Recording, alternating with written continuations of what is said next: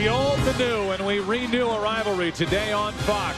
The Washington Redskins, the Dallas Cowboys. The Redskins riding a 3-game losing streak. The Dallas Cowboys come in on top of the NFC East with a record of 5-2. But coming off a shutout down in Tampa, Florida. Bill Parcells, he has said the season begins now. 4 of the next 5 are here at home for the Dallas Cowboys. And his career against the NFC East. So far with his new position, 2-0 as head coach of the Cowboys, and there's Steve Spurrier. Where do you begin to talk about what's going on with the Washington Redskins and his career against the NFC East 1-7? Glad you're with us. Cowboys won the toss, they received.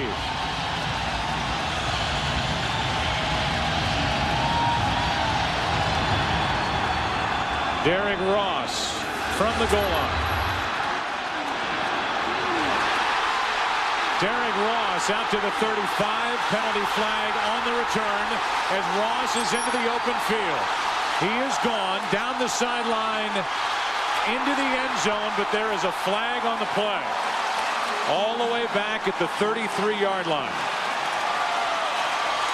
And it is coming back. A 100-yard return is erased because of this penalty. I tell you what, there was a crushing double-team block to set that thing up, and Derrick Ross just took it right behind there. But for Bill Parcells, they had a chance to explode on the scene, and now they're backed all the way up. So it could have been a crippling start for the Washington Redskins to fall into a hole 15 seconds into the game. Larry Nemmers gave the call, but his microphone was not on, so we didn't hear the number.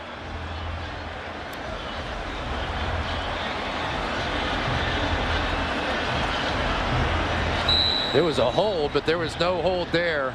Apparently number 54. That's Keith O'Neill, a rookie, a free agent from Northern Arizona. We understand the call was on O'Neill, and that erases what would have been a 100-yard kick return for a touchdown. So the Cowboys start with it at their own 20. Right up to the air, and a completion for Quincy Carter out to the 40. Antonio Bryant, one of the 3 very good receivers for the Dallas Cowboys. Gain of 20. Yeah, and Antonio Bryant working against Fred Smoot. Fred Smoot has been hurt with a fractured sternum, but he's playing today in that cover 2 zone. That's the void. That's the weakness. Quincy Carter delivers a perfect pass, and Antonio Bryant does a great job of getting into the area. I'll tell you what, and Fred Smoot didn't look too anxious to jump on that pile at the end either. We'll have to keep our eye on him. Cowboys figure to run at Smoot. They've already thrown at Smoot. And on first down, play action. So 2 throws. This one aired out for Galloway, and with contact, it's picked off. Intercepted by Matt Bowen. 1 completion, 1 interception, and the Redskins have the ball. Well, the problem with that is that Quincy Carter just holds on to the ball entirely too long. They wanted to come out today, take some shots down the field, but you can't sit there and take 3 bunny hops in the pocket and get the ball out. Get the ball out to Joey Galloway. Joey Galloway is one of the fastest players in the National Football League, and you've got to get that ball up in a hurry, not to underthrow him. Troy is just like the play last week against the Buccaneers. He had a chance to hit the big play in that one. Underthrew the pass for an interception. Happens early again. Now the Redskins have it with Patrick Ramsey at quarterback. And they toss it to Morton running right. Little Chad Morton picked up 4. Offensively, up front, you've got Larry Moore at center. What these guys are trying to do with their blocking scheme is get the tight ends away from trying to block defensive ends. That has been deadly for the Washington Redskins and painful for Patrick Ramsey. That offensive line has allowed 25 sacks, second most in the NFL. Second down. Ramsey has time. The pass incomplete. Good coverage by Woodson as he was on Brian Johnson, the fullback. That'll bring up 3rd down and 6, and we look at this defense, which, believe it or not, they don't get a lot of ink about it. The #1 defense in the NFL. A lot of no-name guys on that defensive squad, but there's no question, Joe, it's been a very cohesive group, and they've played well through the early part of this season. 3rd down and 6. Blitz time.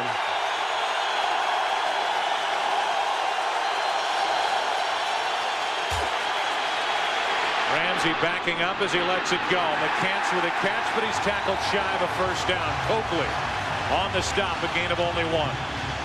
I think that's one of the things you're going to see from this Dallas Cowboys defense. They're going to come up, they're going to show that they're going to try to blitz, but then they pull out of it. They only rush 4.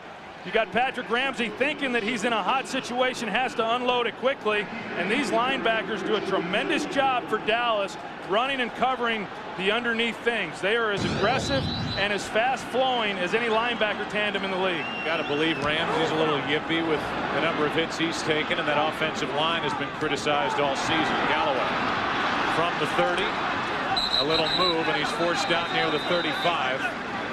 A return of 6 yards. Mitchell on the stop. James Brown on the game break. JB? Hey, Joe, thank you so very much. San Francisco has lost 8 of his last 9 games to the Rams, but take a look at this start here. Game-opening kickoff. Cedric Wilson takes it 95 yards to pay dirt. Yours was called back, not this one here. San Fran up 7-0. Back to Joe, Troy, Chris, and Pam. All right, JB, so Bobby April's special team strikes again. That's been a problem for the Rams the last 3 years. Yeah, with Jeff Garcia being out this week in that ball game, the other units, like we saw in that special teams, they're going to have to pick it up. From their own 36, the Cowboys have it for the 2nd time.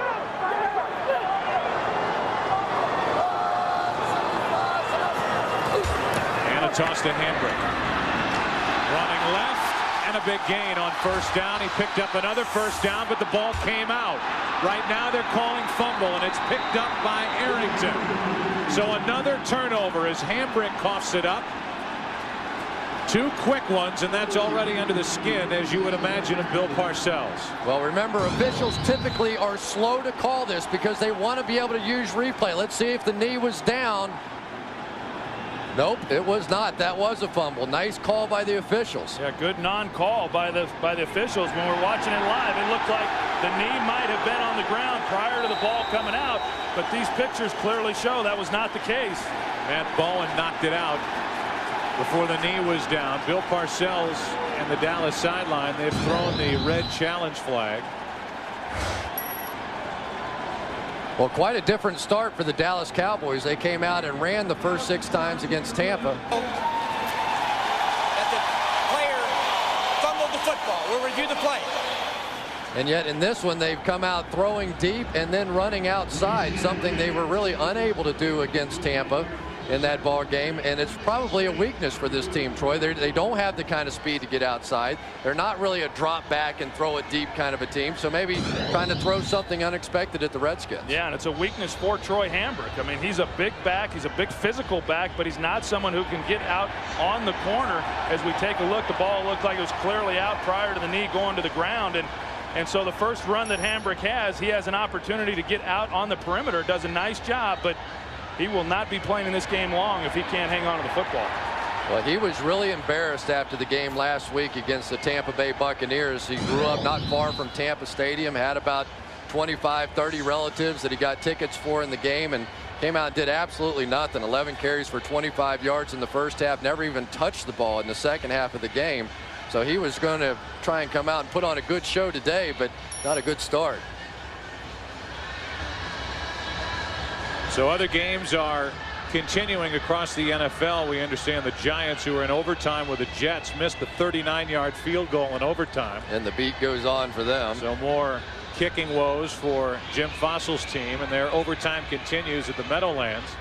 Here it's more mistakes like a week ago against the Tampa Bay Buccaneers. And one thing we were going to talk about, didn't get the chance because we came out a little late, the Dallas Cowboys, and the question has been, well, who have they played? I mean, are they that good? They're in first place in the NFC East, but at this point, so what? Parcells says it starts now with 4 of the next 5 here. They get shut out last week. They've turned it over twice today. And while there are a ton of questions around the Redskins, there have to be just as many right now around the Cowboys. Well, I think the Dallas Cowboys, I think even they themselves are questioning just how good they are. They lost to a good football team last week, but these are the type of games that good teams win. Divisional game at home. Play. The ball was out before the runner's knee hit the ground. Therefore, the ruling on the field stands. Dallas is charged with their first timeout. As I was saying, they get an opportunity to play a divisional game at home. Good teams win those games. Good teams also bounce back from devastating losses like they suffered last week and play well. So I think there's a lot on the line here for the Dallas Cowboys in determining what kind of team they have. Starting from the 41, so good field position for Patrick Ramsey. And they hand off flea flicker. Ramsey is hammered by Wynn.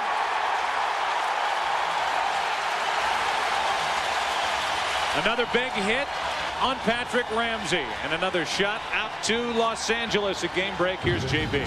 Joe, you talked about the kicking wall, 39-yarder. We're still tied in OT. Back to Joe Buck. Yeah, I don't think the word only comes into any field goal tries for the New York Giants right now. Second down and 22 after the flea flicker doesn't work. Now a screen pass to Morton. Still shy of the original line of scrimmage. It's going to bring up third down and long, a gain of 10. It was Patrick Ramsey. Excuse me, Joe. By the way, it's good to have you back in here, big guy. You know, Darren Woodson, who got burned on a flea flicker a week ago against Tampa Bay, that time was ready for it. He sucked up a little bit, but he was able to turn and run and get back underneath the pass just before the pressure got there. Third down and 12.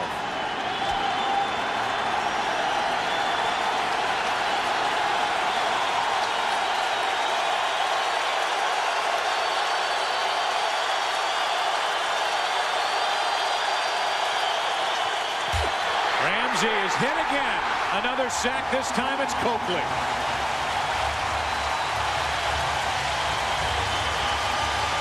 You know, the Dallas Cowboys, they've had problems getting pressure on the quarterback with their front four. The way that they're going to do it is they're going to bring linebackers. We saw 2 plays ago, they bring Dat Wynn.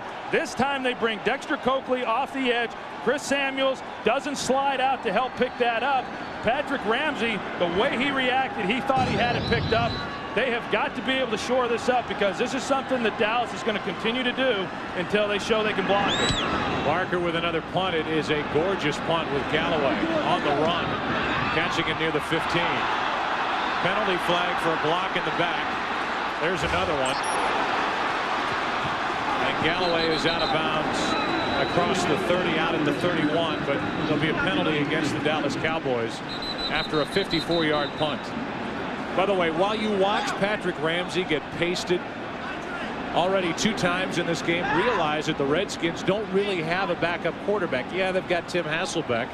He's never thrown a pass in a regular season NFL game, and they don't even dress out a third-string quarterback. Joe, I don't understand that at all. I think when you've got a team, and Daniel Snyder has talked all week, and the way he came into this season feeling like this was a team that could compete, you don't go into an NFL game with a backup quarterback that has no NFL experience, that has not even been with your football team until this week. I just don't think the right decisions are being made in that area. I tell you, though, I think Patrick Ramsey on that last one, it was on him. Downfield on the kicking team, number 58. We had illegal block in the back. On the return team, those penalties will offset, will re-kick. 4th down. Well, that's bad news for Barker, who gets a 54-yarder taken off his record. But anytime you see every man covered, and when the Redskins want to go to their spread formations, there are going to be certain guys that are going to be able to come free. And they had every man covered on the left-hand side. They bring 4 that side. And so that means, I believe, the quarterback has to be in a position to make that pickup over there. And he's got to know, because he never looked back to that side. Well, he never looked. And you're right. If they bring 4 to that back side, it's not going to be blocked. But the other thing about this Redskins offensive system is there are no hot breakoffs. The quarterback's got to be able to see it and get it out. I don't know if they have a lot of these things built in order to take care of some of these things. That's one of the frustrating things for Patrick Ramsey. So another punt from Barker. And another good one. Galloway. 17. Made the most of it, got back to the 20. Already some mistakes for the Dallas Cowboys. And mistakes don't go over too well with the tuna. And on 100-yard kick return, it was for a touchdown called back because of that hold. Then the second throw by Carter, picked off by Bowen. And the first run by Hambrick, he fumbled. But even with that last opportunity with great field position out at their own 41, a failed flea flicker, say that fast 10 times in a row, and another punt from Barker for the Washington Redskins. You know, we're early in this game, but to be honest, the Redskins are lucky to be in it. I mean, this really could have been a horrible start for them. Luckily, they're sitting there 0-0 still.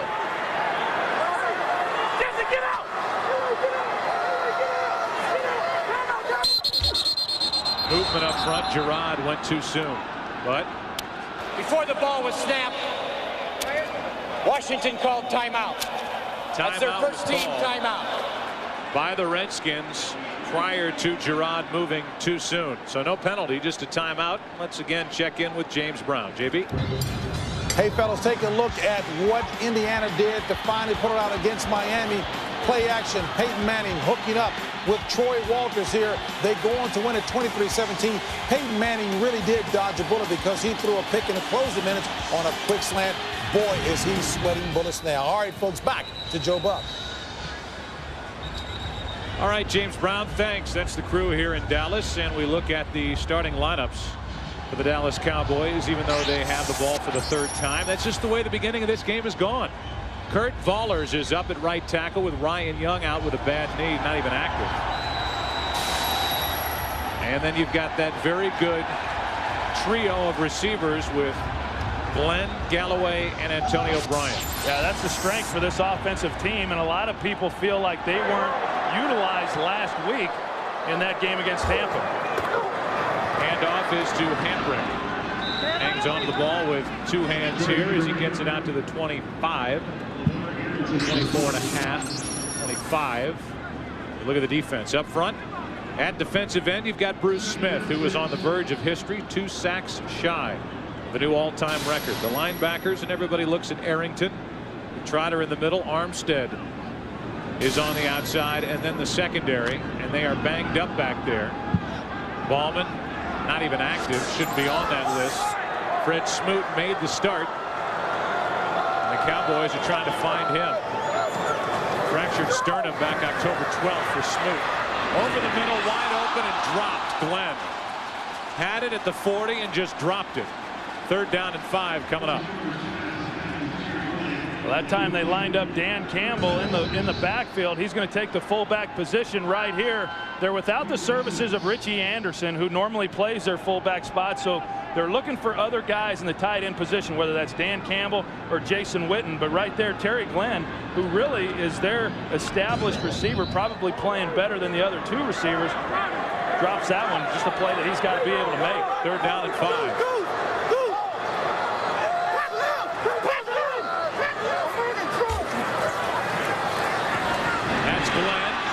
It's in the air and picked off. Ohalete on the return, looking to lateral. Instead, he'll be brought down at the 6. Another turnover, 3rd in this first quarter by the Dallas Cowboys. And this crowd at Texas Stadium is stunned. Boy, if Terry Glenn has a glaring weakness, in my opinion, it's when he goes over the middle. He tends to lose concentration. I don't know if he's worried about getting hit or what, but that is an easy catch. Ball kicks up in the air. Ifeanyi Ohalete with a heads-up play, but that is just all on Terry Glenn. Back-to-back plays. The quarterback puts it right in the right spot, and you can't make either of them. Well, this has been another gift basket handed to the Washington Redskins, who now start with it at the Dallas 6. Handoff is to Morton, and the little guy is swallowed up by Wynn and others. A loss of 1. You know, Bill Parcells is always like big physical linebackers, and Dat Wynn and Dexter Coakley really do not fit that mold. But Dat Wynn is playing as well as anybody on this defensive team. He flies around. He's always around the ball. And as we saw there, he just tends to make plays. And Bill Parcells has been very impressed with this player's ability. 2nd down and goal.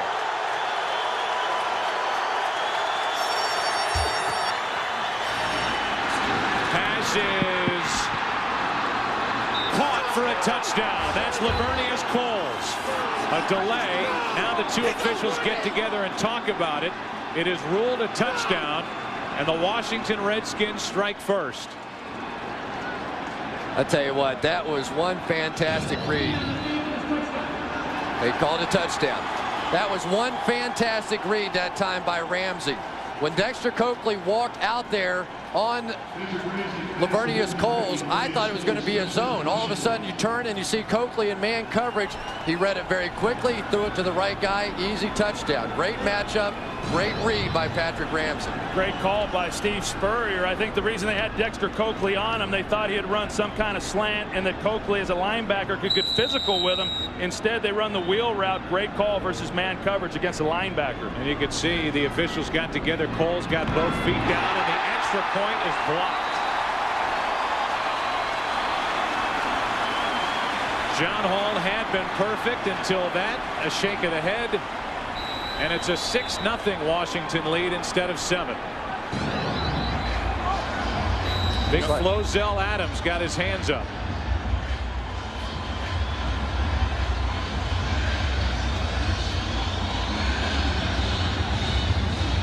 Nice use of the yellow arrow, Chris. Thank you very much. The hotel got him with the upper floors there, didn't he? You know, and that's not the first time that Flozell has blocked a field goal or an extra point. Of course, he's an offensive lineman. He's a left tackle, but he comes in on field goal when the opponent is kicking field goals or extra points for that purpose. He's a big guy, and he's able to get his hand on the ball as he did there. 6'7", 357. And Flozell Adams at least takes a point off the board. You see Philadelphia with the lead early at Atlanta, so Atlanta's troubles continue.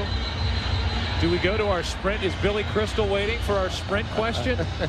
No, we don't do that here. But Troy and Chris, I mean, what a start for the Dallas Cowboys. This is literally about as bad as it can get in the first quarter of the opening minutes. Well, yeah, not something you'd really expect because of what happened last week. Bill Parcells was extremely tough on this football team all week long, and I know that they anticipated coming out and playing very well, playing very aggressively, and so far just some bad things have happened to them. I tell you, I disagree a little bit with what the Cowboys are doing defensively too, because right now the Redskins are having all kinds of problems trying to stop the blitz. They do it a couple times, they get there, and then they back off it down there on the goal line as well. I just think that you have to keep coming after Ramsey until they prove they can pick it up, and until he proves he can beat somebody with it. On the other side, there are so many different topics to talk about with regard to the Washington Redskins.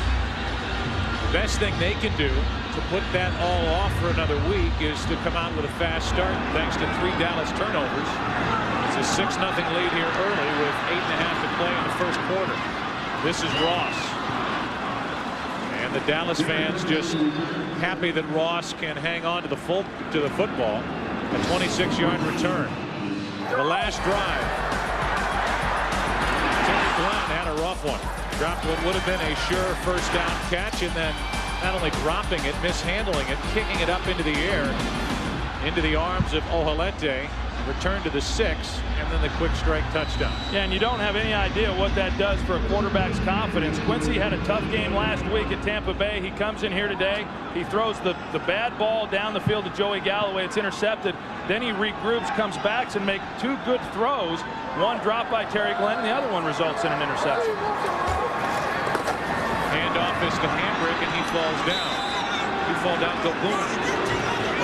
Went down to the backfield. Haley celebrates because the turf monster got it. Loss of 1. I mean, this has just been a little bit of a circus so far for the Dallas Cowboys. This is a team that for the first 6 games or so of the season anyway, had just been executing perfectly, not making the big mistakes.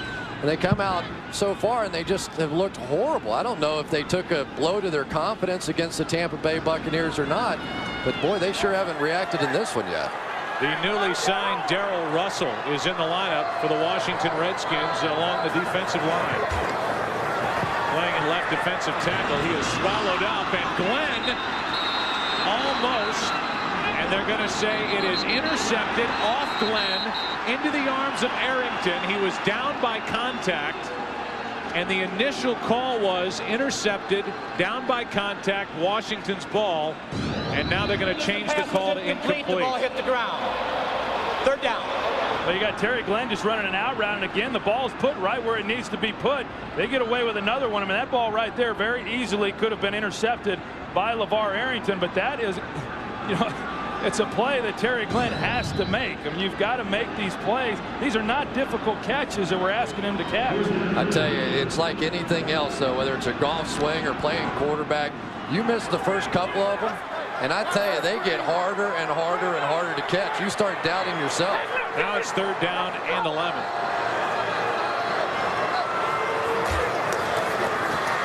Carter with plenty of time, drops it off, and it's tipped and incomplete. Campbell, the intended receiver, and with their shoulders sagging, the Dallas offense exits the field. Quincy Carter, though, has just had all kinds of time. The problem for the Redskins, they never get any push here. So they can help on the outside with backs and with tight ends and all that. For the amount of time that Quincy Carter has had, you would think they'd be ringing up all kinds of yards in the passing game, but obviously he's not getting any help on the receiving end of those throws. Now it's Toby going with his first punt. A line drive with Morton waiting deep, and it will hop out of bounds near the 35.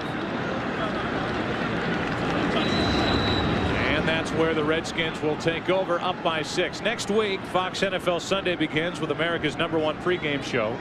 Then the Buccaneers take on the Carolina Panthers. Who would have ever thought going into the season that would be a big game? Carolina lost today at the hands of the Houston Texans. Or the Vikings look to stay atop the NFC North. They battle the Chargers, trying to get back on track. Or other regional action. Coverage begins noon Eastern, 9 a.m. Pacific here on Fox. You know, and unbelievably, the Bucs continue their one-on, one-off, losing again today. 17-14. Tampa Bay came back to tie it near the end of regulation. This is a toss. Morton has been busy. Has some room to run. And Morton is out to midfield. Dexter Coakley on the stop. The crowd is completely out of this game. A gain of 15 yards by Morton. One of the problems when you play man coverage on the outside, your defensive backs are just with their back turned and running away from the play. So now there's nowhere to support whatsoever. Actually, the receivers did a poor job. If they'd have kept running, those defensive backs would have kept running as well. They turned and tried to block. Well, Eric Abagu, the defensive end, he's got contained on that play. He got suckered inside, and they broke outside. So at midfield, the Redskins have a first down. The pass caught by Coles. Brilliant catch.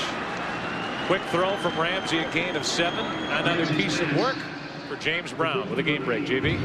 All right, Tim Rattay in for the injured Jeff Garcia for San Francisco. They cap an 8-play, 72-yard drive, hooking up with who else? Terrell Owens at the back of the end zone, and San Fran on top by 14-3 over St. Louis. Back to Joe Buck. JB, thanks. You look at the NFC West. Seattle and St. Louis coming in at 5-2. Seattle defeated St. Louis earlier in the season. Seahawks will battle Pittsburgh. They're playing as we play here in Dallas. Morton again. Brought down a yard shy of first down yardage, a gain of 2. Patrick Ramsey that time saw safety Roy Williams walk up, and he went to the audible. Now, you never know for sure whether or not they're going with the dummy audibles or not, but that's the guy that you're going to focus your entire game plan around. Now the Washington Redskins have the Cowboys starting to drop that safety down, trying to help against the run. Now you're going to get some one-on-one situations with Lavernius Coles on the outside.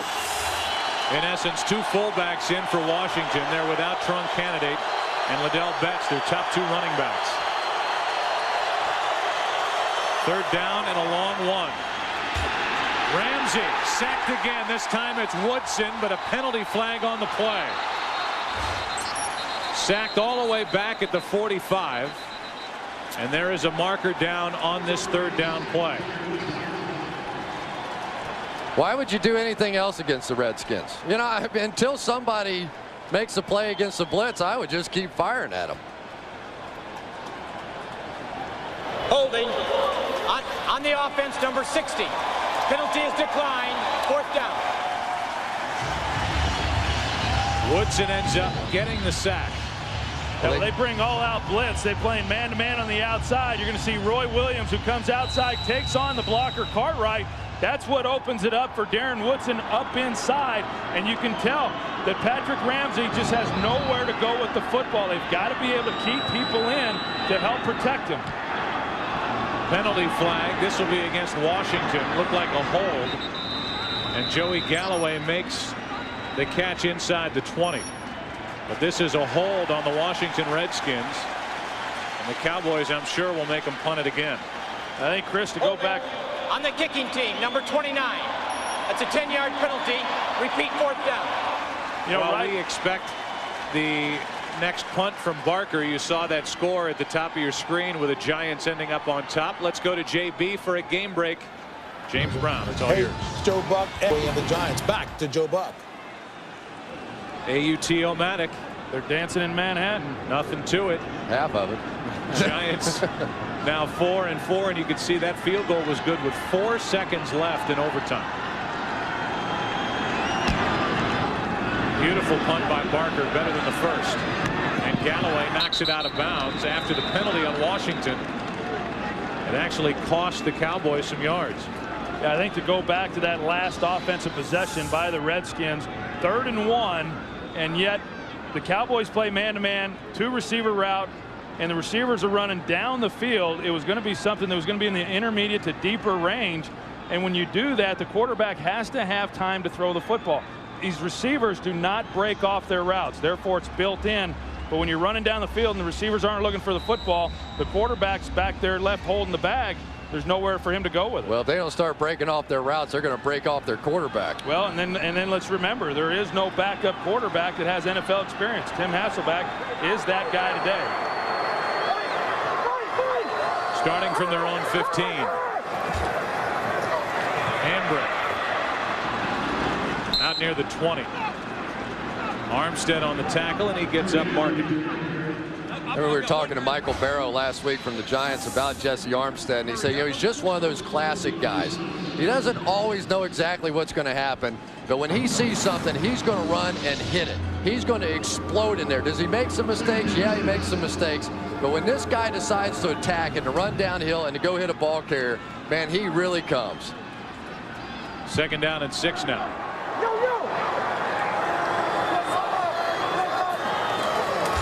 Keep it on the ground. Keep it in the arms of Hambrick. Right up the middle. 1st down, Hambrick, and the Cowboys out to the 34. Ohalete on the stop after a gain of 15. And this is really what the Cowboys are going to have to do. When the Redskins come out and they play cover 2 defense, you're going to see the safeties back here. That's the 2 deep shell. That means there's only 7 defenders to stop the run. You've got to be able to run the football effectively against that. And as you can see, a tremendous hole for Troy Hambrick to get through.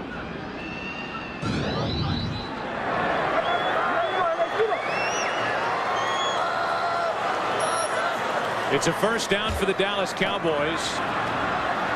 The handoff is to Adrian Morrell, recently signed.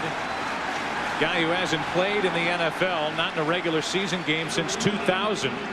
As Bill Parcells tries to get a little life in that running game, he brings him back. He had him with the Jets. Yeah, and I think Troy hit it right on the money a little while ago when he said Troy Hambrick put the ball on the ground. Expect Bill Parcells to make a change in that backfield. It didn't take long. Well, and Adrian Morrell would have made the team coming out of training camp, but because of contractual issues and league policy, he was forced to be cut. And at the first opportunity that Bill Parcells had, he was going to be the guy who they brought back. Richie Anderson goes down. Morrell's back in the game. A toss to Hambrick, a little fumble of that toss, back to Carter, and now he'll run and slide down at the 40. That'll bring up a 3rd down and 4. We know a large portion of our audience just joined us. In case you're part of that audience, here's what you've missed. Nothing, but plenty. There hasn't been much happening in the way of offense. A hold on what would have been a 100-yard kick return for a touchdown. Called back.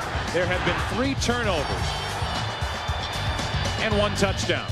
Lavernius Coles on that nifty catch. The throw from Ramsey. The extra point was blocked. The Cowboys look nothing like the team that was 5-1 a couple of weeks ago. Coming off a shutout loss in the hands of the Tampa Bay Buccaneers. Right now trailing 6-0. Redskins do not come on the blitz, and Carter fires. Wide open is Glenn. And a first down inside Washington territory at the 49. Terry Glenn's going to be in the slot, and again, the Redskins are going to go to a cover 2 coverage, and they just don't cover him up. They allow him to get into the void. Just a very easy conversion there on 3rd down. I tell you what, if they don't start getting a little bit of pressure, there's no way these Redskins defensive backs going to be able to cover this set of receivers for that long. Darrell Russell, who has not been in the NFL since 2001, out 18 months on a drug suspension, signed this week by the Redskins, is in the lineup. This is Morrell. Penalty flags on the play, and we'll check the call. The Redskins. Hello. There's Dan Campbell saying, "You think he got my face mask?" Let me make this call easy for you. That's a lot of face masks right there. He did a little Donald Duck impersonation with it. Very good. Thank you. Illegal hands to the face on the defense, number 91. That 5 yards will be added to the end of the run. First down. Rip the face mask off its moorings, and it's only the 5-yard variety. I'll tell you what, Larry Allen pulled around the corner here. Watch number 73 and just demolished his guy. And then, of course, we get the little pull and tug. And then at the end of the play, come on, Bill, make a play. Parcells goes down. The old Bill was a linebacker in his day. Did he get cut a lot? Under a minute to play in this first quarter. Adrian Morrell gets it on a handoff from Carter. A little dance down to the 35, a gain of 3.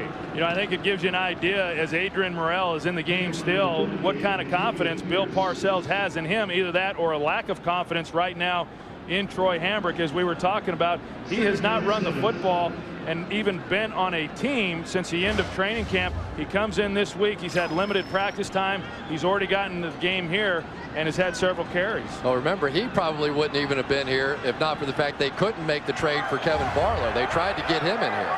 Until the Cowboys can find a Phillips head screwdriver. Campbell's out of the lineup. Jason Witten is in at tight end. And Carter rolls out and fires to the sideline, incomplete. Terry Glenn, the intended receiver. And it was Terrell who is going to get some action at cornerback today, diving, trying for the interception. You know, as we look at Dan Campbell, and thank goodness we are. You know, he has really brought tremendous leadership to this team. And when you consider who the leaders of this offensive group are, surprisingly, they're Dan Campbell and Richie Anderson, 2 guys that were acquired in free agency acquisitions, were not even a part of this club. And they've done a great job of providing some stability for this team. Larry Allen again is out. Been bothered by a left knee problem. Came out of the game last week in Tampa. That's down the middle of the field. Glenn, the catch. And a first down inside the 5. Now they're going to say touchdown. Penalty flag at the end of the play, back near the line of scrimmage, and this is coming back. So while the officials huddle near the goal line to get that call straight, don't worry about it, because back at this end, it's coming back. Illegal motion on the offensive team, number 82. 5-yard penalty, repeat, 3rd down. Well, that's Witten in the lineup in place of Campbell, out with the face mask problem, and that play, which was ruled a touchdown, is coming back. Well, you talk about missed opportunities. They already had the kickoff return back. You're going to see Terry Glenn here in the slot. They're going to go cover 2. He's coming to the middle. That's the penalty because he doesn't get set. But Terry Glenn goes down the middle into the weakness of that cover 2 for the touchdown, and they just keep shooting themselves in the foot and not taking advantage of some of these opportunities that they've created. You could see that Glenn came down on the body of Bowen, rolled into the end zone. They called it a touchdown, but the penalty calls it back. The Cowboys have had 2 touchdowns called back by penalty. That's the end of the first quarter. 6-0. The Redskins on top. The NFL on Fox continues after this. In this first quarter, which so far has been frustrating and mistake-filled for the Dallas Cowboys. 3 turnovers, 2 touchdowns called back because of penalties. And it's 3rd down and 12. And movement by the right tackle. That's Kurt Vollers, who is in the lineup in place of Ryan Young out with a knee injury. Tell you, this is a makeshift offensive line right now. Snap. False start on the offense, number 78. 5-yard penalty, still third down. Fowler's in there at right tackle. Larry Allen now out of the ball game. Tyson Walter in for him, number 71. And when Tyson Walter came in last week against the Buccaneers, it was not good. Warren Sapp and company had a big day. So now third down and 17.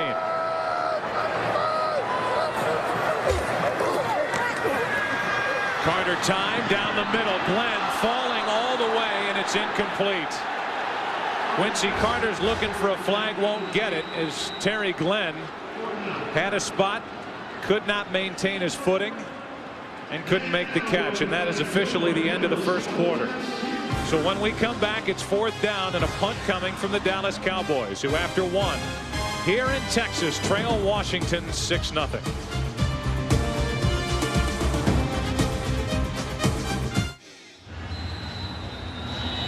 Larry Allen, who is out with a sore left knee, gets a little love from Dr. Jones, rubbing that left knee and hoping that he can get back out on the field. Well, Larry's trying to get him up. Yeah, Larry's got to be the guy to decide whether or not he's going to come back. The punt is downed in the end zone, a touchback. This ball will come out to the 20, calling it a touchback as Pete Hunter got there but could not keep his left foot off the goal line. Right there. You know, Troy, if I'm not mistaken, I think you're allowed to reestablish yourself back in the field even if you go into the end zone. So I couldn't really tell if his foot was on the line when he actually caught the ball. But the officials did, and they said he was, and the Redskins have it at their 20. The Redskins offense has 11 total yards, but a 6-0 lead. Thanks in large part to the Cowboys' 3 turnovers and ill-timed penalties. Morton, the former Jet, after a fake right, runs left. He's forced out by Woodson, a gain of 7. A big penalty, one of the 2 big ones that's erased a touchdown today, is the tight end Witten, who while in motion looked like he started to head upfield and forward before the snap, and that took the touchdown throw and the completion to Terry Glenn and the 6 points off the board. Well, that would have been the only reason as to why there would have been a penalty on him, but based on what we've seen, it did not look like much. It really did not look like he was moving forward towards the line of scrimmage. Second down and 3, and a handoff to Morton. Nice move by Morton, and he's got a first down across the 35. Chad Morton picks up 10. Excuse me, Joe. Well, I tell you what, Chad Morton has really added some pop to this running game. Remember, Trung Candidate and Liddell Betts, the 2 starting tailbacks, are out. And Chad Morton really has just been an emergency guy. He came in at the end of the Buffalo game and ripped off some runs just like he's been doing today. But that has really slowed down the Dallas Cowboys' ability to bring the blitz so far. A season-high 37 yards for Chad Morton. And here's Ramsey changing it up. This offensive line has had a tough time sitting still. Pass is knocked down, incomplete. Roy Williams got a hand on it. Second down.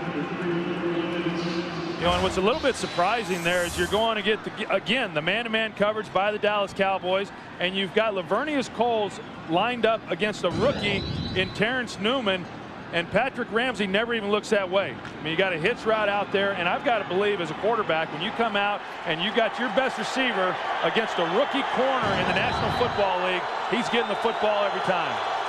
Singleton and Williams got a hand on that pass. It's second down. Ramsey dumps it off to Morton. Nice move. He slides down at the 44. Gain of 7. I tell you, he really is a weapon now coming out of the backfield as Chad Morton. It creates some real matchup problems. Here's the problem, though. A very small guy, 5'8" and 200 pounds, and they knew they couldn't overuse him, because if they did, this would be the result. Paying Morton a lot of money to come over as a free agent from the Jets. He's had a tough time returning kicks. Now being used as the running back primarily, down and getting looked at here in Dallas. Chad Morton has not made a huge impact in the return game. An opportunity today to be a big part of the offense, and he has given this Redskins a little burst. But on the sideline now, and it's 3rd down and 3. And there's movement along the line of scrimmage. Looked like the newcomer Kevin Ware, just brought up to the active roster, was guilty.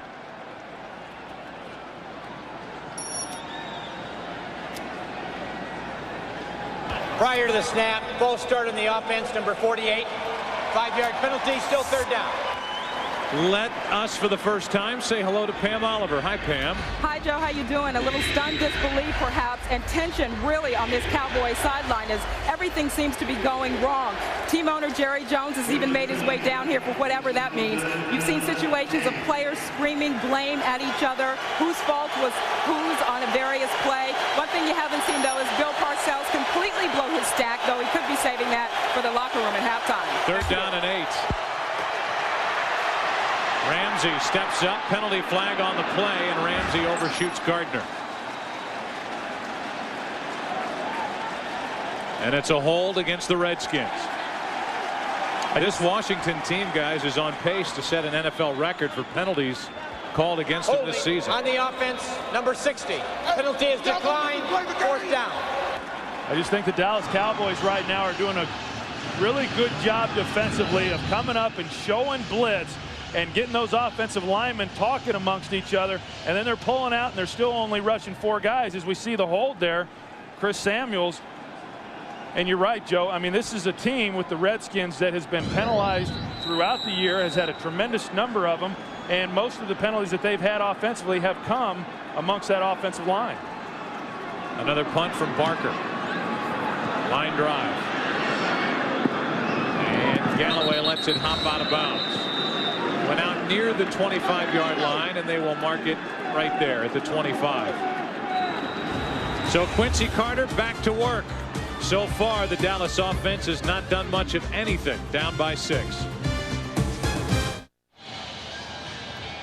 One guy's the coach, one guy's the owner. Together, they made magic.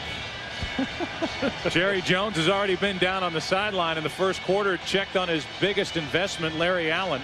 And sent his butt right back in the game. Yeah, he touched, I think it worked. The left knee and said, "You shall be healed."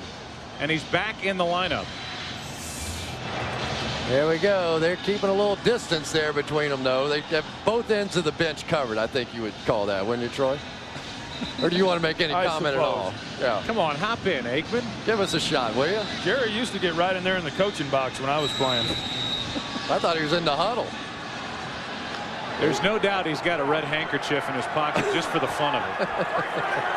First down for Dallas with Allen back in the lineup. Carter trying to set up a screen. He does to Morrell. Adrian Morrell. First down across the 35. Gain of 13 for a guy who hasn't been in a meaningful game since the 2000 season. Yeah, and they do a nice job. Flozell Adams crashing down on LeVar Arrington, which provides Quincy Carter the time to get that out, and they set it up nicely with the screen. Adrian Morrell comes out. He gets in behind his blockers. He's able to stay in bounds there along the sideline. Just a nice job by him. And Adrian Morrell told us that he was able to stay in shape while he was inactive over the last several weeks there in Carolina, working out exceptionally hard, and its conditioning looks like it's good here today.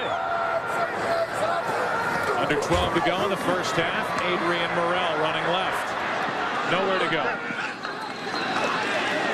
And forced out of bounds all the way to the Redskins bench, and now he is into it with Kevin Mitchell and Antonio Pierce, or at least they're into it with him. No gain on the play. I don't think Larry Allen is going to make it very long in this game. I really don't. He tried to pull out on that play, and as he was coming out and around, bumped into somebody, and you're going to see him just limping. He just literally could not get one leg in front of the other, almost fell down. At the end of the Tampa game last week, he was literally just leaning shoulders into people. He couldn't make a move physically with his legs to get in front of people to block, so he's just having to lean and pop people. Second down and 10. Fred Smoot is on the sideline for the Redskins. Play action. Carter over the middle, overshoots his tight end and hits Bowen right in the chest. And Bowen, instead of his second interception of the day, drops it. Witten, the intended receiver. Once again, Larry Allen trying to make a block right here in the middle, but one simple move and right by, and the pressure on Quincy Carter was what made him throw the ball up high. Just cannot make a move on that knee. Well, that whole relationship between Larry Allen and Bill Parcells has been something to watch since day one. It's been very contentious, there's no question, and a lot of people question whether or not Larry was hurt or whether Bill Parcells benched him in the game last week in Tampa, but he may have to take him out here today. On third down and 10. Carter buys some time, fires across the field, and has Glenn for a first down. 21-yard completion to Terry Glenn. Well, Terry Glenn got off to a rough start, but he's starting to play pretty well here. Does a nice job of finding the void. Looks like we've got Flozell Adams on the ground.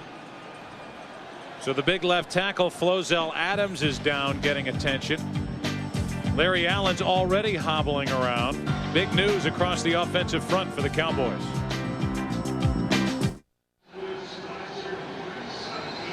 Well, Flozell Adams just now getting to the bench, and he just looks out of it.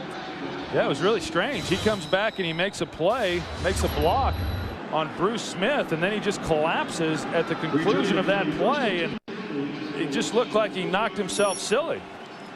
Well, it's really significant when you consider Flozell Adams has never missed a game in his career. Now Bowlers goes to the other side as the handoff is to Hambrick on first down. And a penalty flag comes in at the very end of the play.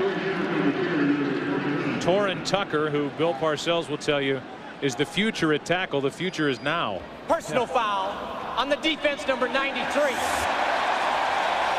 15-yard penalty from the end of the run, first down. Former Cowboy Pepe Zellner guilty.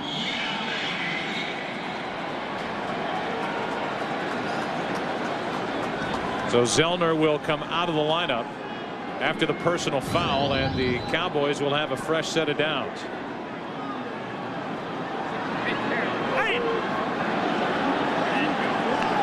Threw a punch at the end of the play. And they're looking into the eyes of Flozell Adams. Yeah, and Flozell Adams has really been playing well for this group offensively along that line. Was a disappointment last season, had the big contract, but had been playing spectacular this year. Hambrick, full head of steam. Just flattens Ohalete down to the 10, and that's exactly what Bill Parcells is looking for out of Troy Hambrick, a big back. Well, I can guarantee you that Bill Parcells was sending Troy Hambrick a message by not letting him continue to play after that fumble. He comes in here on this one and he hits it hard. Ifeanyi Ohalete trying to make the play on him, but Troy Hambrick, once he gets running downhill and starts picking up some speed, he's a tough guy to bring down. San Francisco with a 17-3 lead over St. Louis. Hambrick down near the 7. Gain of 2. Reagan Upshaw that time coming around the corner, and you go back to the game last week against the Tampa Bay Buccaneers, and the Cowboys in their running game got caught a lot off the edge, whether it was Barber coming off the edge, whether it was blitzing linebackers. It's a slow developing running game for the Dallas Cowboys, and so if you bring pressure immediately off the edge, sometimes you can get there. First time in the red zone in a while for the Dallas Cowboys, who were shut out last week by the Bucs. Fake toss. Glenn can't pull it in with one hand. 3rd and goal coming up. Fred Smoot was there defending for the Redskins. Well, for Terry Glenn, there's no reason to stick one hand in the air. That's a soft floating ball. The only thing you're doing there is you're keeping one arm down around your ribs to make sure you don't get hit. Just run underneath the ball. Or if you have to dive, you dive for the ball. And it's not an easy play. I'm not saying that it was an easy play, but there comes a time when you just keep running out there and then you lay out. Avion Cason is now in the lineup and split out to the bottom of your screen. Well, they go into the empty set here. Nobody in the backfield. On 3rd and goal. Carter over the middle, fires, it's caught. Bryant tried to make an extra move for the end zone, and he's brought down shy. And in comes the field goal unit for the Dallas Cowboys. Yeah, good play by Jeremiah Trotter, keeping Antonio Bryant out of the end zone there. Looked like they might be able to stick it on him and him have some room to maneuver to get in. But Jeremiah Trotter there to make the play. You just kind of line up here on the end line, and then anything thrown in front of you, you come up and make the stick. And who cares where it is? 1 yard line, 2 yard line, send the field goal team out. It'll be a 22-yard try for Billy Cundiff, who had made 12 in a row before a miss last week down in Tampa. And penalty flags before the snap. Looks like Larry Allen's down.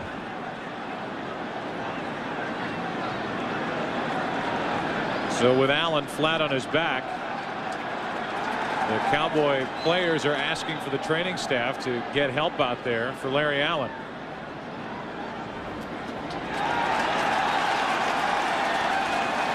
Now the Redskins are asking for the training staff to get out there, as this penalty is against the Washington Redskins.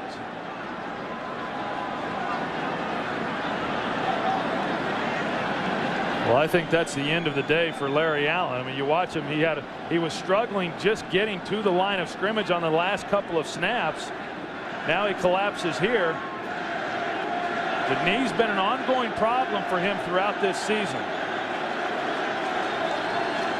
And the crowd takes up the chant of Larry, Larry. They know how important he is to this football team.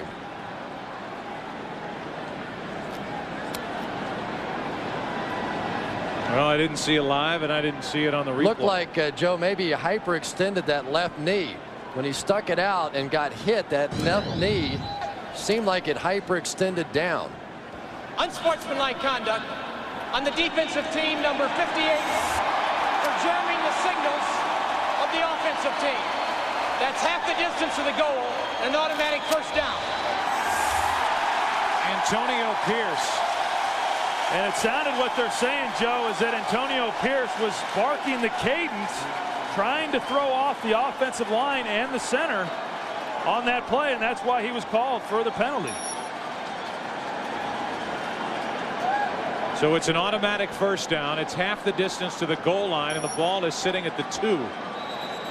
I tell you what, this Redskins team implodes more with penalties more than any team I've seen. So far this year, they're minus 22 in penalty ratio.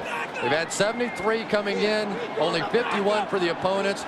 Time after time, game after game, the Redskins beat themselves. Dallas hadn't been too far behind him in today's game either. Mike Stock's going crazy, special teams coach right behind Steve Spurrier there. I'm sure what Mike Stock is saying is, listen, guys, we have to make defensive calls out there, too. We're not trying to get them to jump. We're just making our defensive calls. Give us a break. So now the officials get together. They may be talking about the spot of the ball, which right now is just inside the 2. And they are going to move the football to just outside the 2. I'll tell you one thing about it is there's already been some big penalties here in the first half that have neglected points, taking points off the board, and now Dallas, who had lined up to kick a field goal, now has an opportunity to come away with a touchdown. So 2 big Dallas penalties in this first half already, erasing touchdowns, and now a big one committed by the Washington defense on that field goal attempt just prior to the snap. A gain of 1, tackled by Trotter on Troy Hambrick. Boy, that was a great effort by Jeremiah Trotter. Just shot through the gap there, and really, you can't really do anything but play a hole. I think he's coming from right there. You're not really playing the ball carrier at this point. You're just sort of playing the hole. Just shot through and made the play.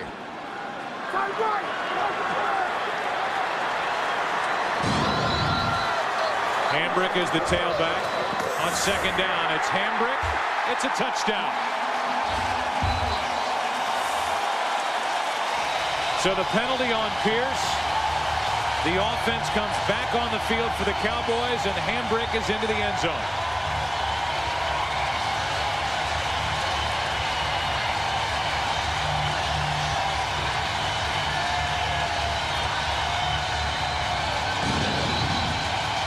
And both runs coming along that left side, usually manned by Larry Allen, who's out of the game, but they still come in behind that side. This time they're able to get just enough push to get Troy Hambrick into the end zone. But Antonio Pierce doesn't say anything on this snap on the extra point.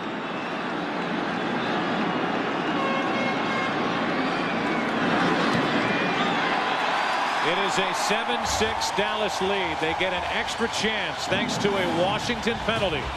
And Hambrick is into the end zone, his 4th touchdown of the season. With that, it's a 1-point lead for the Cowboys, who lead the NFC East. Before the kickoff by Dallas, let's go back to the penalty on Antonio Pierce. Right here, and listen and watch him.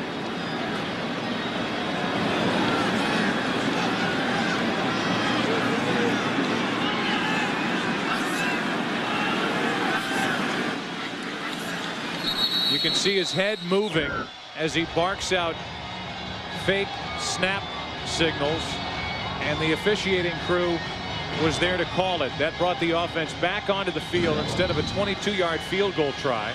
With Pierce doing all he can to plead his case, it ends up a 2-yard touchdown run by Troy Hambrick and a 1-point Dallas lead.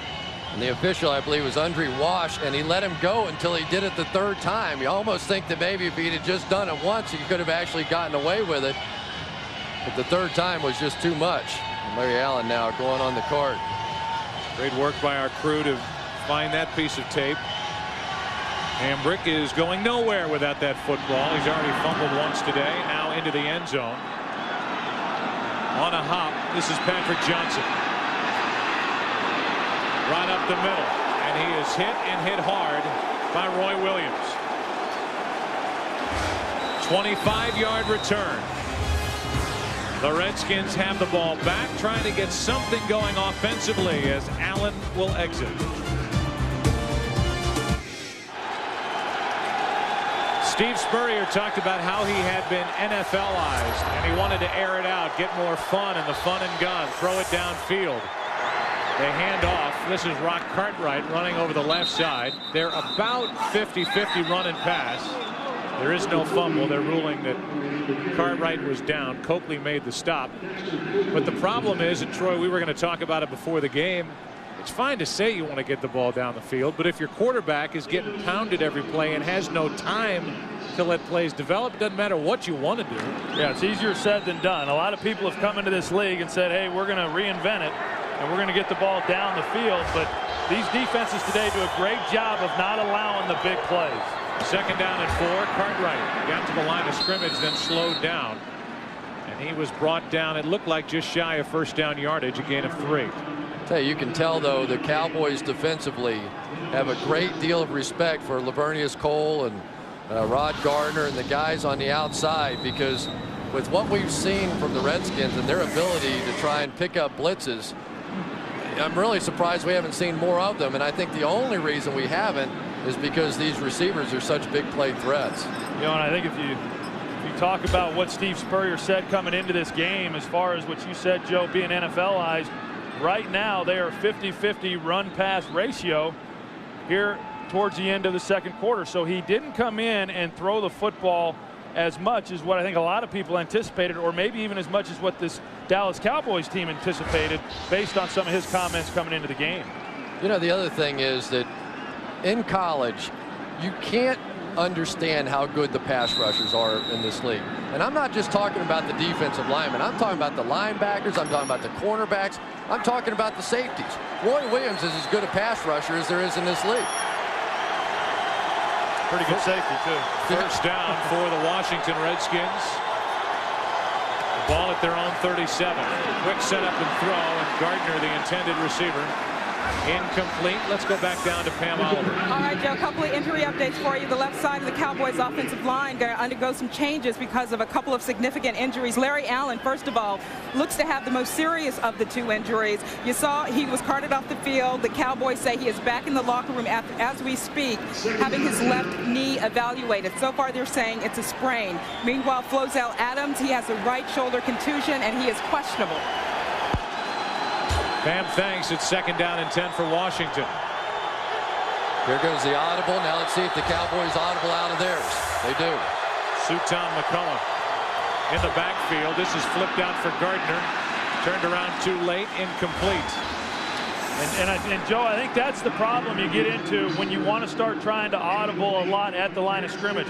These defenses today, when they see the quarterback starting to audible and change the play based on the coverage that the defense is showing them, then they're going to get out of that. And that's exactly what Dallas did there. And so when you get into that Mickey Mouse game, do we audible, do we not audible? I really believe that you get up and you call the play and you run the play that's called, because it's too hard to try to predict what these defenses are going to be in. Ramsey having a tough time hearing. And it's a timeout called for by the Redskins. They are left with one. They trail by one with about 5.5 to go in the first half.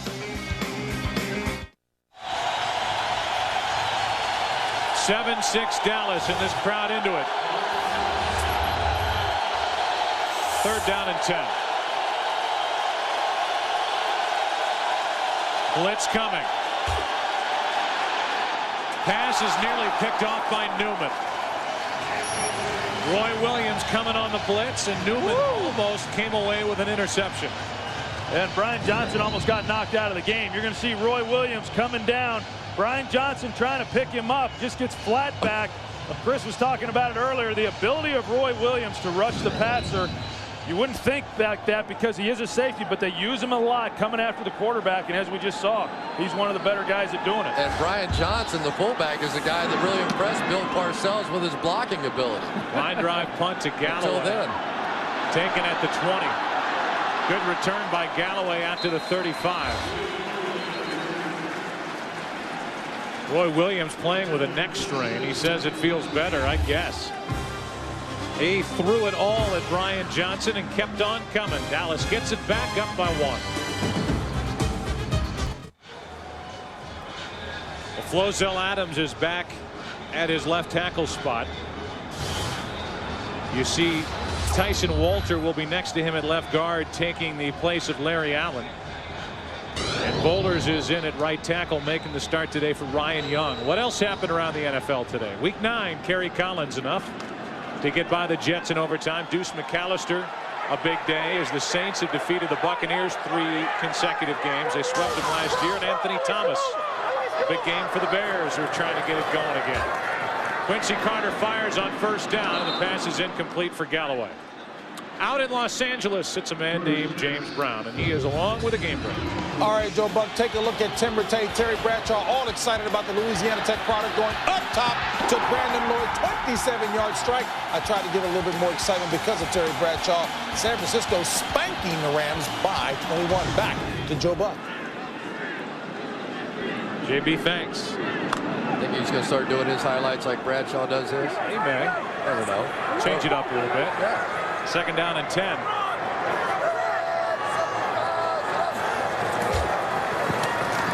Handoff is to Hambrick. And he is knocked down at the 37. Gain of only 3. Well, Darrell Russell, it's a pretty well-traveled story right now. He's going to actually get through this time. He's been not doing a whole lot so far in the game. Of course, everybody knows the story. He just came off the suspension from the NFL, been out of the league for a couple of years. Had a few other off-the-field episodes that we won't talk about on family television, but the Redskins feeling like they were struggling so much up front, and they have been. They had to roll the dice with Darrell Russell. On 3rd down, Carter to put it up. Plenty of time, fires, caught for a 1st down. That's Galloway, and there's an indication as to how strong Quincy Carter's arm is. That got to the sideline a blink. And it really is an indication, Joe, of when he has time to throw the football and he gets clear sights of where he wants to throw the football. He's very effective, and he throws with confidence. You watch him here. They bring 4. The offensive line does a great job. Look at the pocket right there that Quincy Carter can step up into and make the throw, and he puts it right on the money to Joey Galloway. First catch of the day for Galloway, and a 1st down inside Washington territory.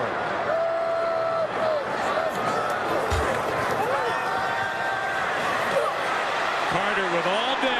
Down the middle, Bryant, incomplete. wide open, and Antonio Bryant couldn't come away with it. I tell you, it's just a matter of time. As soon as the Cowboys receivers start to make some plays, this game's going to be a blowout. Watch the pathetic pass rush of the Washington Redskins. I mean, this is just absolutely horrible. You could put high school guys out there and rush the passer better than that. Well, Antonio Bryant, he starts to run the slant and go, and because of the time provided Quincy Carter, he was still able to adjust his route and give Quincy an opportunity. We've spent a lot of time talking about the interior push that's lacking from the Redskins defensively. They're not even getting the outside push from their ends. They'd have to be good high school players, wouldn't they, Chris? Really good. Yeah. Really good. Carter fires, and the pass caught by Glenn. Terrell defending, and Glenn makes the reception 17 yards. Well, the Washington Redskins have elected to play a lot of zone coverage in this game today, and they're not bringing any kind of blitz. We've already shown that they're not getting much pressure on Quincy Carter, and he's having time to throw the football, and as a result, they're not able to cover these guys up catching the football. They're going to have to somehow bring the blitz, bring pressure, because this secondary cannot hold up against this Cowboy wide receiver crew. Total yards in this first half, nearly 4-1. As Hambrick lost the football. Troy Hambrick, his second fumble. It belongs to the Washington Redskins. This is unbelievable. You know, the Dallas Cowboys, you have the feeling should be winning this game about 21-0. I mean, the total yardage, I don't know, 170 something to 45 yards right now. And the Cowboys are doing everything they can, dropping passes, fumbling the ball. This may be your last look at Hambrick for a little while. Yeah, I wouldn't count on seeing him again today. His second fumble of the day, and the Redskins have it down by 1. It was Russell who forced the fumble. Darrell Russell. Hambrick has a touchdown today, but 2 fumbles. He got the evil eye from Bill Parcells when he got back to the bench, where he may reside for a while. Under 3.5 to play in this first half, and the Redskins received their 4th turnover of this half. This is Rock Cartwright into the secondary, and a first down out across the 40. Roy Williams on the stop. Well, his first game back in 18 months. You think he got any magic dust? This is a play before forcing the fumble. A butterfly lands on his helmet. The people at PETI, people for the ethical treatment of insects, don't have to worry. He missed it, slapping his helmet. And then he forces the fumble. And then this from Parcells to Hambrick. What can Troy Hambrick say except sorry? Yeah, and we don't want to know what Parcells was saying to him. Play action. Over the middle. The pass too high for Lavernius Coles. And again, Ramsey ends up on his back and now having a tough time getting up. Pressured by Glover. John Jansen, the first guy over to make sure he's okay. Of course, he left the game 2 weeks ago when they were playing Buffalo with his hand. He comes in a little bit banged up already. They just cannot afford to lose him, and boy, he gets hit hard there. Samuels is down on his back after that play. Excuse me, Joe. You could see Patrick Ramsey right at the end take one look down at Leroy Glover coming at him. He took one quick glance and took his eyes off the receiver. Now, who can blame him? I certainly am not. This kid has taken a pounding this year, but it has to have an impact. And when you start thinking about some of the other young kids that are playing quarterback in their second year, Joey Harrington, David Carr, they're all struggling. They're all young guys. They're all trying to fight their way through it. But I give this guy a lot of credit. Ramsey will hang in there. He'll try to make the throws. But, Troy, it has to have an impact on you mentally after you've been hit that many times. There's no question. And you want to see people left in order to provide yourself some protection. And Patrick Ramsey knows the philosophy. He knows that they're going to get people out on routes, and he's going to take some hits. And it does become frustrating because even when there's opportunities to maybe make plays, he's not afforded the time to be able to pull the trigger on them. Washington 5 first downs, Dallas 4 turnovers. The story of the first half. Deep drop, and Ramsey is sacked by Williams.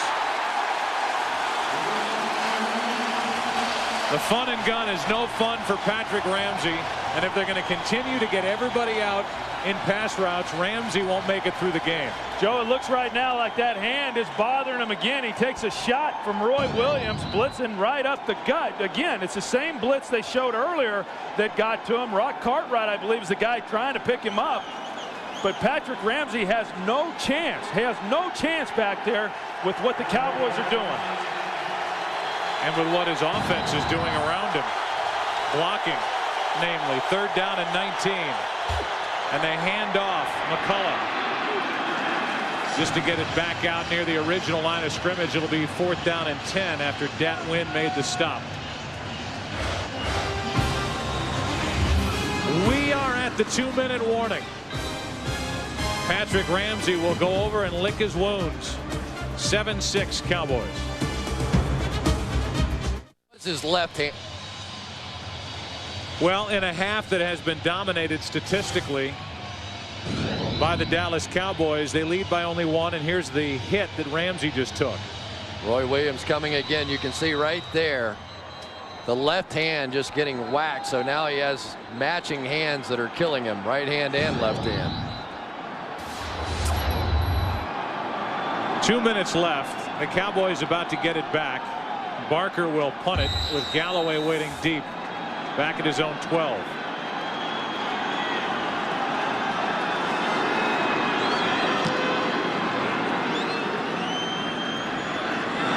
Galloway on the return. Joey Galloway with a nice return out across the 25. They'll mark him out at the 28. And Todd Franz, one of the backup defensive backs, is down and injured after that return of 17 yards by Galloway. Let's go back to the play now. Rock Cartwright is not a tailback, but he has to realize that he has to get over here to make that block. He's going to try and extend this play fake, and he didn't get his head over there nearly in time. This is an offense right now that has people out of place. They don't know what they're doing, and they're just in disarray. And poor Patrick Ramsey is just getting killed out there. And imagine the emotions of Dan Snyder, the owner of the Washington Redskins. He stormed out of an NFL owners meeting when it was learned that the Washington area did not come away with a Super Bowl for 2008, instead going to Phoenix. He brings in consultants, which is a dirty word to any head coach, to try to figure out what's going wrong on both sides of the ball. Steve Spurrier has had 2 weeks to get ready for this game against the Dallas Cowboys, and this offense has been horrendous in the first half. Yeah, and coming into this game, the Redskins knew that the Cowboys were going to blitz them, and on that last play that we just showed, the Redskins had 7 guys in to block that up. And there's no excuse for not knowing where the safety is, where Roy Williams is. I mean, when you come in and you play the Dallas Cowboys, Roy Williams is going to blitz. And these backs should know where he is and pick him up. And when you've got your franchise quarterback and nobody of any caliber backing him up, I tell you, it says a lot about what these guys are doing and their inability to protect him. I'll tell you what, Tim Hasselbeck is hiding down there on the bench. He wants no part of this. And we've seen a lot of injuries, a lot of hard hitting going on. Todd Franz trying to get off. But imagine Hasselbeck. If you think it's bad now, imagine if Hasselbeck has to go in there with 1 week of practice and try and figure out what's going on. They may send 11 guys after him. Well, and that's a whole nother topic. Why you let Rob Johnson go, and then you don't have a backup with any NFL experience that can come in the event that you lose your starting quarterback. If I was a teammate and on this team, I'd be very disappointed in management. Well, they tried to sign Danny Werfel. He wouldn't re-sign, bitter over the way he was cut by Daniel Snyder last year. As Carter airs it out, he's got Galloway, and he overthrows him. Galloway slowed down just a little bit, and it may have cost the Cowboys 6 points. Joe, I think you're absolutely right. I don't think Joey Galloway thought that Quincy Carter had the arm to get it out there to him. As he's running by Champ Bailey, you're going to take a look and see that he's looking back and he's not running. And then once the ball's in the air, he tries to then go after it. That one's on Joey Galloway. Quincy Carter makes a great throw here and gives him an opportunity. After this play, tell the story of what Joey Galloway told you one time. Well, in training camp, yeah, he had bets that I couldn't out-throw him, dropping back 5 steps and letting it go, and I never could. Cowboys 2 timeouts left, and a handoff is to Morrell. No handbrake. Rather Cason. Avion Cason with Morrell on the bench, and Cason picked up 8. That'll bring up 3rd down with 1:25 and counting here in the first half. I tell you what, though, for Joey Galloway, I didn't know Quincy Carter could throw that ball that far. That thing was on the 30-yard line that landed on the 2. Well, Joey Galloway's so used to if the ball's not in the air right away. A quick snap and a smart play as a first down is picked up with a defense not set. And with 2 minutes left and over, or 2 timeouts left and over a minute remaining, the Dallas Cowboys will spend a timeout. So there's the Cowboys catching the Washington Redskins defense milling around, and Carter just said, well, we need to get a first down anyway. I might as well take it if they're going to give it to me. That's ridiculous. You know, I mean, you can forgive the fact that they're lousy. You know, you can be bad. I was bad on occasion out there, and Troy was always good. But you got to be ready to play. You got to get lined up and be ready for the snap count. The quarterback puts his hands underneath the center. Can't be milling around and acting stupid out there. It was a 4-yard quarterback sneak. Picked up a first down by a yard. And we go back to that play. And a heads-up play by Quincy Carter. Well, it really was. And a heads-up play by the entire offense of just knowing, you know, he signals out, makes the call, and the call is that the center is just going to snap it. When Quincy gets underneath, no one else really needs to come off the ball, and they pick up the first down. Now Tim Hasselbeck is starting to loosen. We showed you his statistics earlier, but those were from Boston College. But you just wonder, Joe, I mean, how much does he really know? I mean, how much of this offense does he really know? He was with the Eagles this camp. He's been with the Redskins for 11 days. Including today. 1:03 left. A timeout remaining, and Kason can't come up with it. Wasn't anything there anyway. I've just never ever seen anything quite like this today. Have you ever seen so many dropped easy passes in an NFL game? That, missed opportunities, penalties. Hey, this is the wildest game I have ever seen. It's hard to believe that we're watching the leader of the NFC East. Well, you know that a team like the Giants, a team like the Eagles, the Giants won today in overtime. The Eagles, they're playing Atlanta. Last time I looked at a little Fox box, they're tied up now. Philadelphia blew a 10-0 lead. They have to be salivating at the thought of dealing with this Cowboy team the way they played this first half. And as we wind down this first half, we'll tell you that coming up on the Visa halftime report, JB, Terry, Howie, and Jimmy will have scores and highlights from around the league in the Fox Sports ticker up to the second scores and stats. 1 timeout left for Dallas. It's 3rd down, and Carter dumps it off to the tight end, and what a hit. Campbell made the catch, and the hit was put on by Terrell. Shy of a first down, and now Washington is asking for a timeout. I don't know if Bruce Smith is hurt, but Flozell Adams is just destroying him over here on this side. It's just been no contest whatsoever. Well, Washington was asking for a timeout from their sideline, and Dallas, at least according to Larry Nemmers, called timeout, even though they're coming up to a 4th down punt. So I don't know if Nemmers just pointed the wrong way or what, but this one is charged at the moment to the Dallas Cowboys. Well, they have no reason to call timeout. Bruce Smith's just going to get splatted. How would you describe that, Troy? Just splatted. Well, pretty ugly. You know, you're right, Joe. I don't know why Dallas. I don't know why they would call timeout. They could have let the clock run out in this half end. And you're right. The Redskin coaches were signaling for timeout. I couldn't quite understand why they wanted the ball either, based on the way their offense has been playing here in the first half. Plus, you got to throw Hasselbeck back out there. Your starting quarterback just ran in the locker room. Bar Arrington. Yeah, I think his pride's hurt. I think it's his pride more than anything. Talked to us saying he just wants stability. He's had 4 different defensive coordinators in his 4 years. And now there's movement up front. False start on the quarterback, number 17. Right. That's a 5-yard penalty. Still 4th down. Quarterback cannot do that from under center. Yeah, that's a. I believe that's a rule they just put in maybe this past year, last couple of years, where you're not allowed to be under center and make that kind of a jump. I think you can do a little bit more when you're in the shotgun, but not when you're under center. Tell you this half can't end soon enough. Jeez. You can do the old fake timeout, try to get movement up front, which the Redskins obliged with defensive movement along the line. but a quarterback can't do that. Whip out from under center. The call is against the Dallas Cowboys.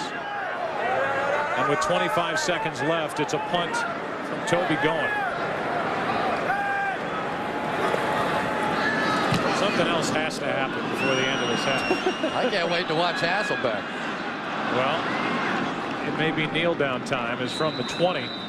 The Redskins will have it, trailing by 1 point thanks to 4 Dallas turnovers. So you think they'll take a knee here? Nah, come on, man. Throw one deep. No. I bet he does know the all-go route. I bet he does know that play. They're pretty good at Hail Marys at Boston College. You know who his wife is? I do. Elizabeth Filarski from Survivor 2. There you go. Tim may come home limping tonight. Chris has been talking about that for a few years. Well, Smith. She helped me with a golf tournament one time. It's kneel down time. Elizabeth, you can breathe easy. He's not going to be hurt at the end of the first half. But what's to come in the second half? Will it be Hasselbeck? Will it be Ramsey, who left with a banged up left hand? He's already suffering from a bad right hand.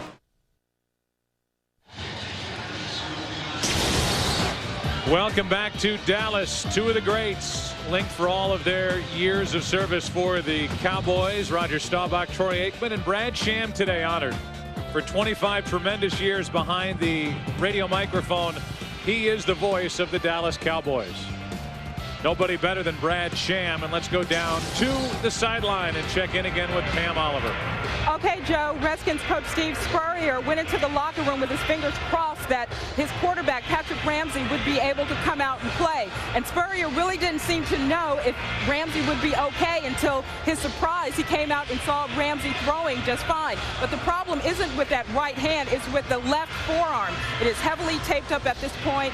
He has trouble protecting the ball, putting his hand on the ball. If Tim Hasselbeck has to go in the game, I said, how much does he know about the offense? He says only a little bit, but our problems are still protection. We've got to be able to run the ball. Back to you. Well, Pam, he came into this game, I would imagine, with his fingers crossed that they could protect Patrick Ramsey.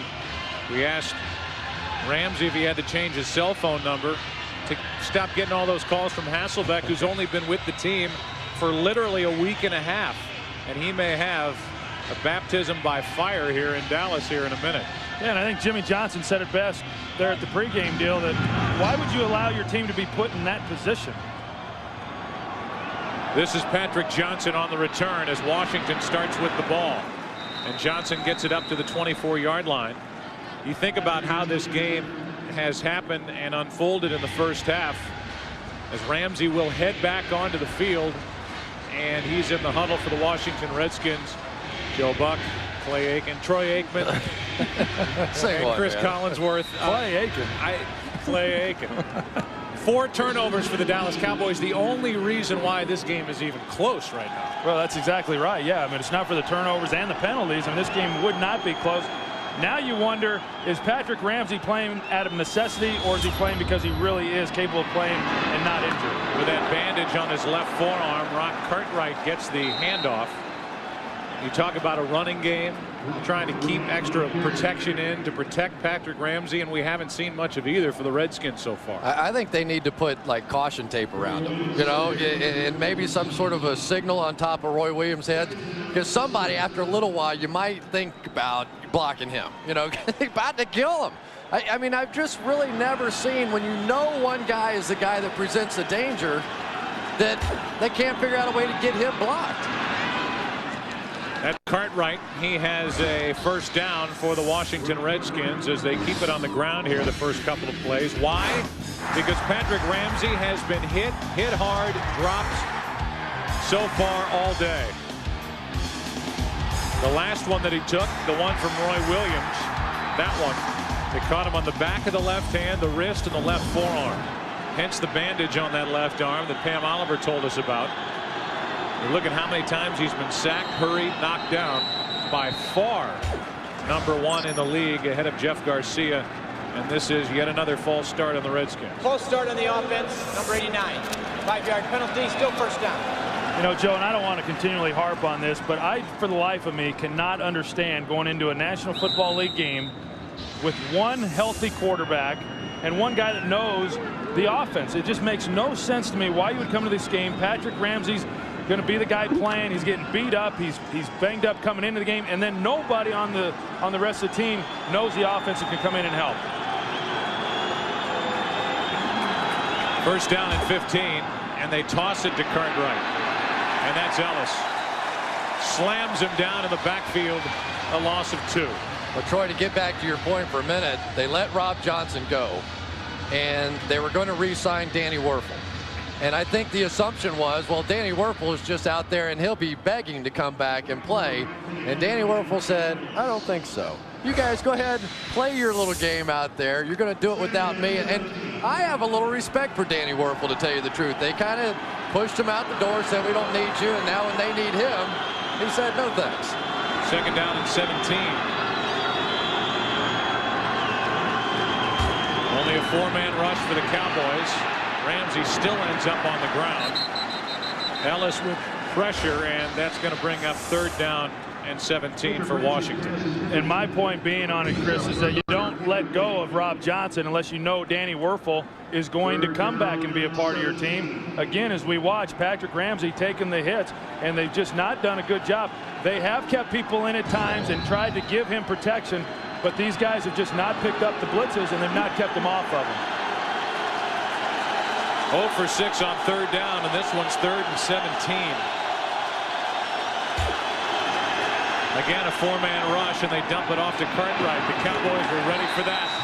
That's Newman on the tackle. A pickup of only 1 in time for a Redskins punt. I'm wondering if we're seeing Steve Spurrier's system that he was wanting to unveil tonight from what he ran in college at Florida. Of course, that was the talk the last 2 weeks coming in. We've seen a lot of the running game. We've seen a lot of passes. We've seen a lot of Patrick Ramsey on his back.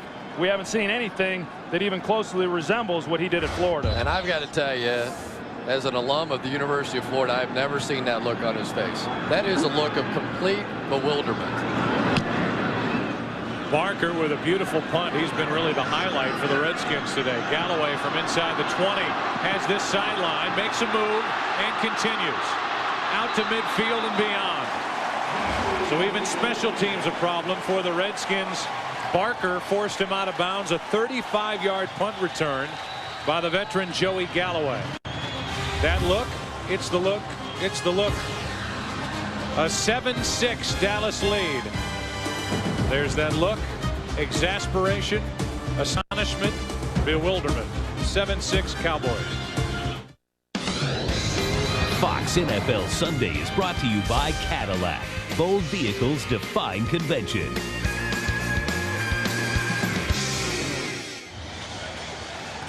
Welcome back to Dallas. Great field position for the Cowboys as they start with it up by 1 point. Opening minutes of the second half. And it's Hambrick who is indeed back in the lineup. He's fumbled twice today. And he picked up 8. What kind of a day has it been? It's been a mistake-filled day. It's been a day filled with big hits on the Washington quarterback.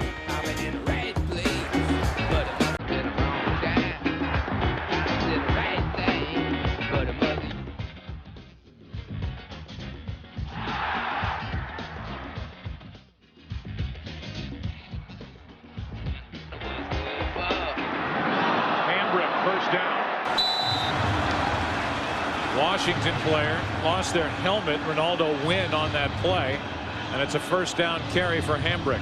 And Larry Allen back in the game now for the Dallas Cowboys. So Flozell Adams, Larry Allen both in. That left side is going to be the focal point. Those are the 2 big studs that you always want to run behind. And the other guy back in the game is Troy Hambrick. Does that surprise you a little bit? Well, it really does, because Bill Parcells is one of those coaches that will not tolerate fumbling. He'll pull him out of the game, but he's giving him another opportunity now. But then the other question is, what are the options? Trying to win a game in the division. That's picked off. LeVar Arrington, 5th turnover of the day for the Cowboys. A lateral to Smoot, and it's Fred Smoot with Quincy Carter on the tackle. And the Washington sideline looking for a flag. It doesn't appear they'll get it. But great field position for the Redskins on yet another Dallas turnover. You know, they want to keep going back to Quincy Carter, but they're running. Whoa, whoa, whoa. That was not a catch. And we'll see if that is reviewed, and already Parcells has thrown the flag. This ball hit the turf. So instead of having the ball in midfield, it appears, as we looked at it, that the ball hit the ground.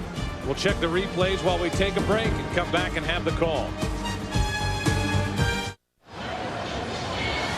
This is the second and final challenge for Bill Parcells and the Dallas Cowboys, but you have to believe this one will definitely be worth it, as that ball is out.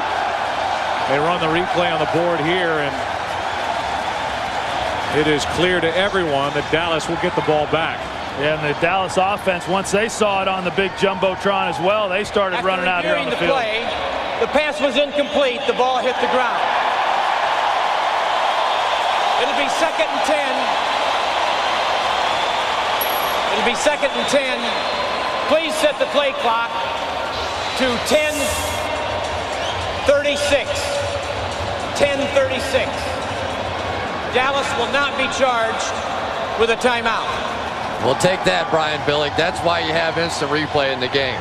Brian Billick went crazy on a couple of calls this past weekend, but that is what it's supposed to be all about. The ones that everybody in the stadium, including the officials, know they got wrong. Once they look up to the big screen, that's why you have instant replay. You know, and the calls were made right in that game last week with Baltimore. Absolutely. Brian Billick was wrong in suggesting that they should have been ruled. And what was initially ruled an interception by Arrington, then he lateraled to Smoot instead of having the ball at midfield. The Redskins are back on defense, trailing by 1.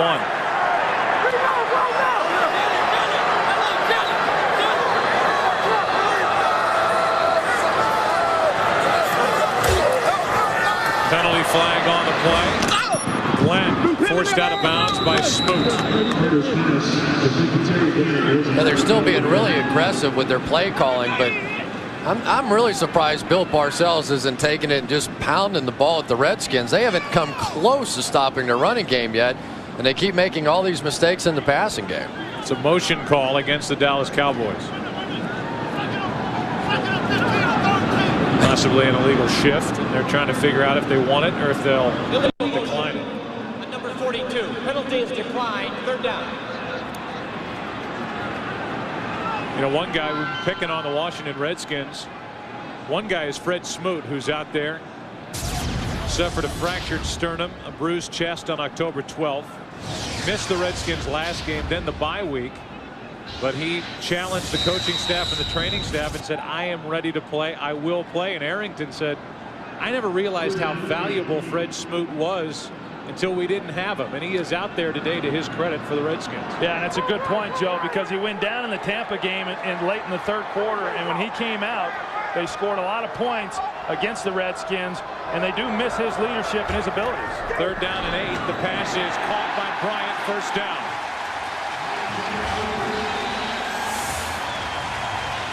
Part of that 3-headed monster for the Dallas Cowboys, the 3 wide receivers, Bryant, Galloway, and Glenn. Yeah, and Antonio Bryant, I mean, this guy has got a lot of ability. Of course, he's working against Fred Smoot there, but they really like what this guy's capable of doing. And Bill Parcells has had to kind of keep his thumb on him ever since he took over as head coach, because he's kind of like a wild horse, and he's just trying to break him and get him to concentrate and focus and be the player that he's capable of being. Negative 10 yards through the air for the Washington offense. Hambrick. First making sure he hangs on to the ball, gets it to the 15, a gain of 4. Every play, Larry Allen has a tough time just getting up off the deck and back to the huddle. You know, it's a lot like what happened last week against Tampa Bay. Larry Allen was struggling, and Bill Parcells sat him down, and he didn't come back in that game and played. I'm a little surprised that he is back. I mean, 80% of Larry Allen is better than 100% of most, but he is really struggling out there right now. 2nd down and 6. Hambrick. It's down inside the 15, barely. Gain of maybe 1. And it'll bring up 3rd down for the Cowboys. You know, and the other thing amongst that offensive line is Gennaro DiNapoli was a guy who backed up at center, and they would rotate these guys with, you know, Matt Lair, and then Gennaro DiNapoli would alternate quarters. And so Matt Lair is also playing entire game for the first time this season. But I've had head coaches before that have the power of putting their hands on you, and all of a sudden you're back out on the field. I mean, there are just certain guys, they don't want to hear about injuries. Well, today it was Jerry Jones's hands. Yeah. Thinking of Forrest Gregg, are you? Oh, yeah. Big hands. 3rd down and 5. Out of the shotgun, Carter looked like he was going to run all the way. And he dives down for a Dallas first down. Brought down by Trotter after a gain of 6. That's really a great job by Quincy Carter. He's really not a runner. I think a lot of people think of him as a running quarterback, but he really is a pocket guy. But when things open up, as you see here, and he knows what he has to get in order to get the first down, he does a good job of going after it and then getting it. That was a key first down pickup there. What did he say? Parcells was telling, there goes Larry Allen again. Parcells was telling us, though, that Quincy reminded him of Jeff Hostetler. Yeah. And so he basically makes his game plans like he would for Jeff Hostetler. First down and goal for the Cowboys. They hand to Hambrick. He's down to the goal line and evidently short of breaking the play. No signal yet as the officials get together, and it will be 2nd and goal. That gives you an idea of Troy Hambrick's strength. Once he gets through the line of scrimmage, his ability, he takes on the safety, Ifeanyi Olete, trying to come up and make the stop, which he does. He keeps him from getting in the end zone. But what a collision this is. Quincy Carter acting like Brett Favre after handing the ball off. They said that Hambrick was brought down just shy of the goal line. This is Hambrick, and that is a touchdown. His 2nd of the day.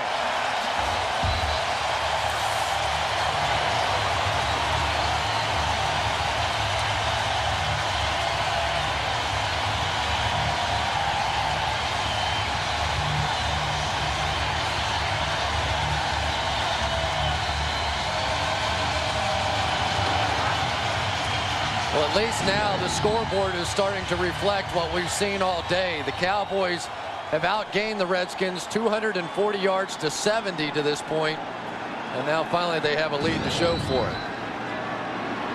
To make it an 8-point game.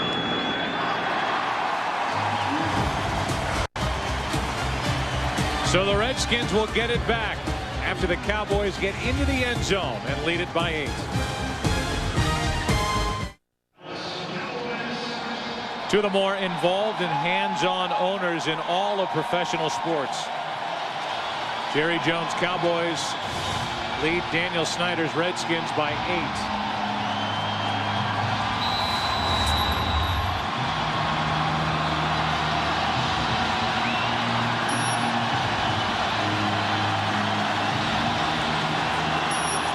Kicks it away. On a hop, it's Johnson. Out to the 25 and beyond. LeVar Arrington had a shot on the Hambrick touchdown run. He, in fact, got up limping off the field after that play. Hambrick into the end zone, and now the Redskins have it down 8.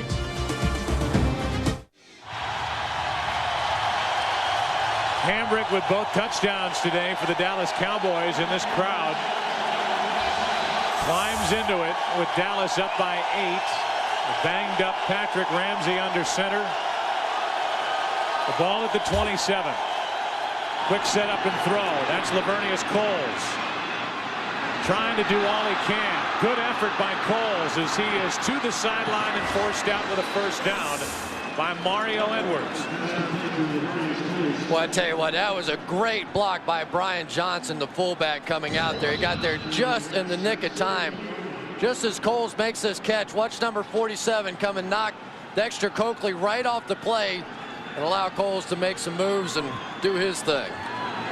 Well, Steve Spurrier said that he had been NFLized going into this game, and he was going to try to get it more downfield. He has been NFLized again. Reeling it back in. The ball in the arms of Cartwright, who's been busy in this second half. A nice gain of 5. Short passes. That's the story here in Dallas. Let's check in for a game break with JB. Well, long passes on this drive here for Philadelphia. 2 of 2 by McNabb for 64 yards. But it was Deuce Staley with the 4-yard run to put the Eagles up by 2013. Hey, Joe, Howie Long wanted me to tell Cris Collinsworth, not caution tape. Tell them they need the Skins crime tape. Second down and 5 as you look at the NFC East with the Cowboys up on top at 5-2. It's second down. Short throw. That's Johnson, the fullback. And you can tell a difference in the game plan and the game calling, the play calling, from the first half, which was atrocious by the Redskins, to what they're doing now. Well, I think when you look at it and you go back to even what they did at the beginning of the year, I was impressed with the way that they were committed to being able to run the football in order to preserve the win in a lot of those games. And if you go back over the last 4 games where they've not been as effective offensively, they've played some awfully good defensive teams. It's not about proving a system works. It's about finding a way to win football games. Here's Ramsey changing it up with the play clock down to 4, 3, 2. Oh, boy. And they don't get the play away. Oh, boy. You know. Before the ball was snapped, we had delay a game on the offense.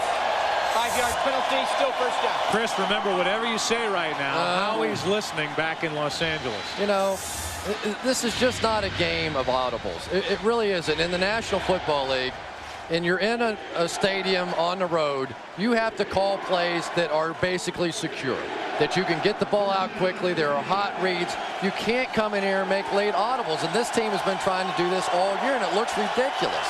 And we saw them try to do the same thing. Here they are again, do this in Philadelphia, where they had more trouble, and now with a play clock at 1, they just get this one away. And the pass incomplete, broken up by Edwards, with Coles the intended receiver. I just think they put too much on this young man's shoulders in order to come up and make calls at the line of scrimmage. I know for a fact it is very difficult to play quarterback in the National Football League at a high level. And as much as you can take off the quarterback's shoulders, particularly a young quarterback, the better chance he has to be successful. When he's audibling on the road trying to make calls, as we've seen the clock run down, it gives him less time to see what it is that the defense is doing. I think they're setting Patrick Ramsey up for failure by the way that they're utilizing this kid. Dump off to McCullough, and what a play. Tackle made at the 45, Singleton. Troy, the other thing is, and you know this as well as I do, that in the NFL, maybe in college, you can look pre-snap read and know what the defense is going to be. Pre-snap read in the NFL means almost nothing. So now you've got a second-year quarterback who's up there thinking he's reading the defense, thinking he knows what the Dallas Cowboys are going to do, making an audible that is only going to be right probably at best 50% of the time. 3rd and 13.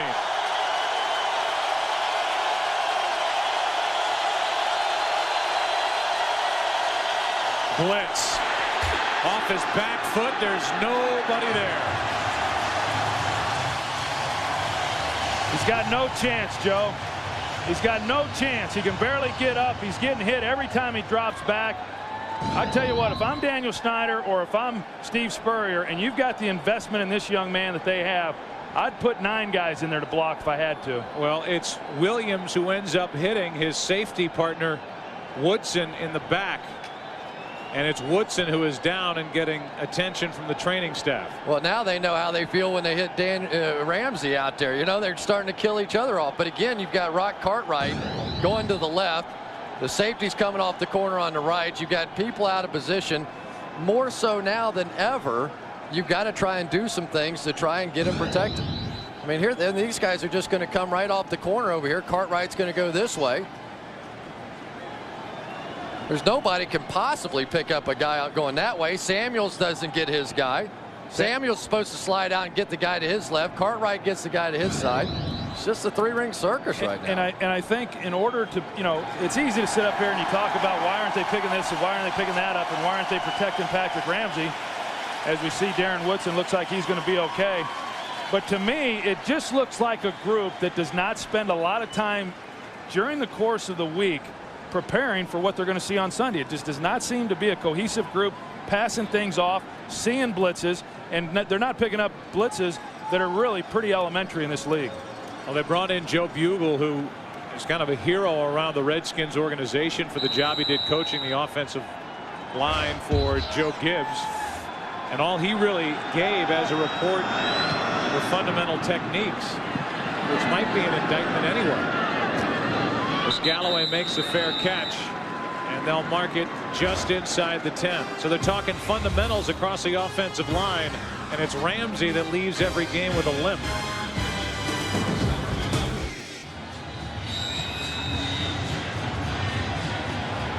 Couple of fans of these two teams, Redskins and Cowboys, under 3:40 to play in the third quarter. It's still only an 8-point game.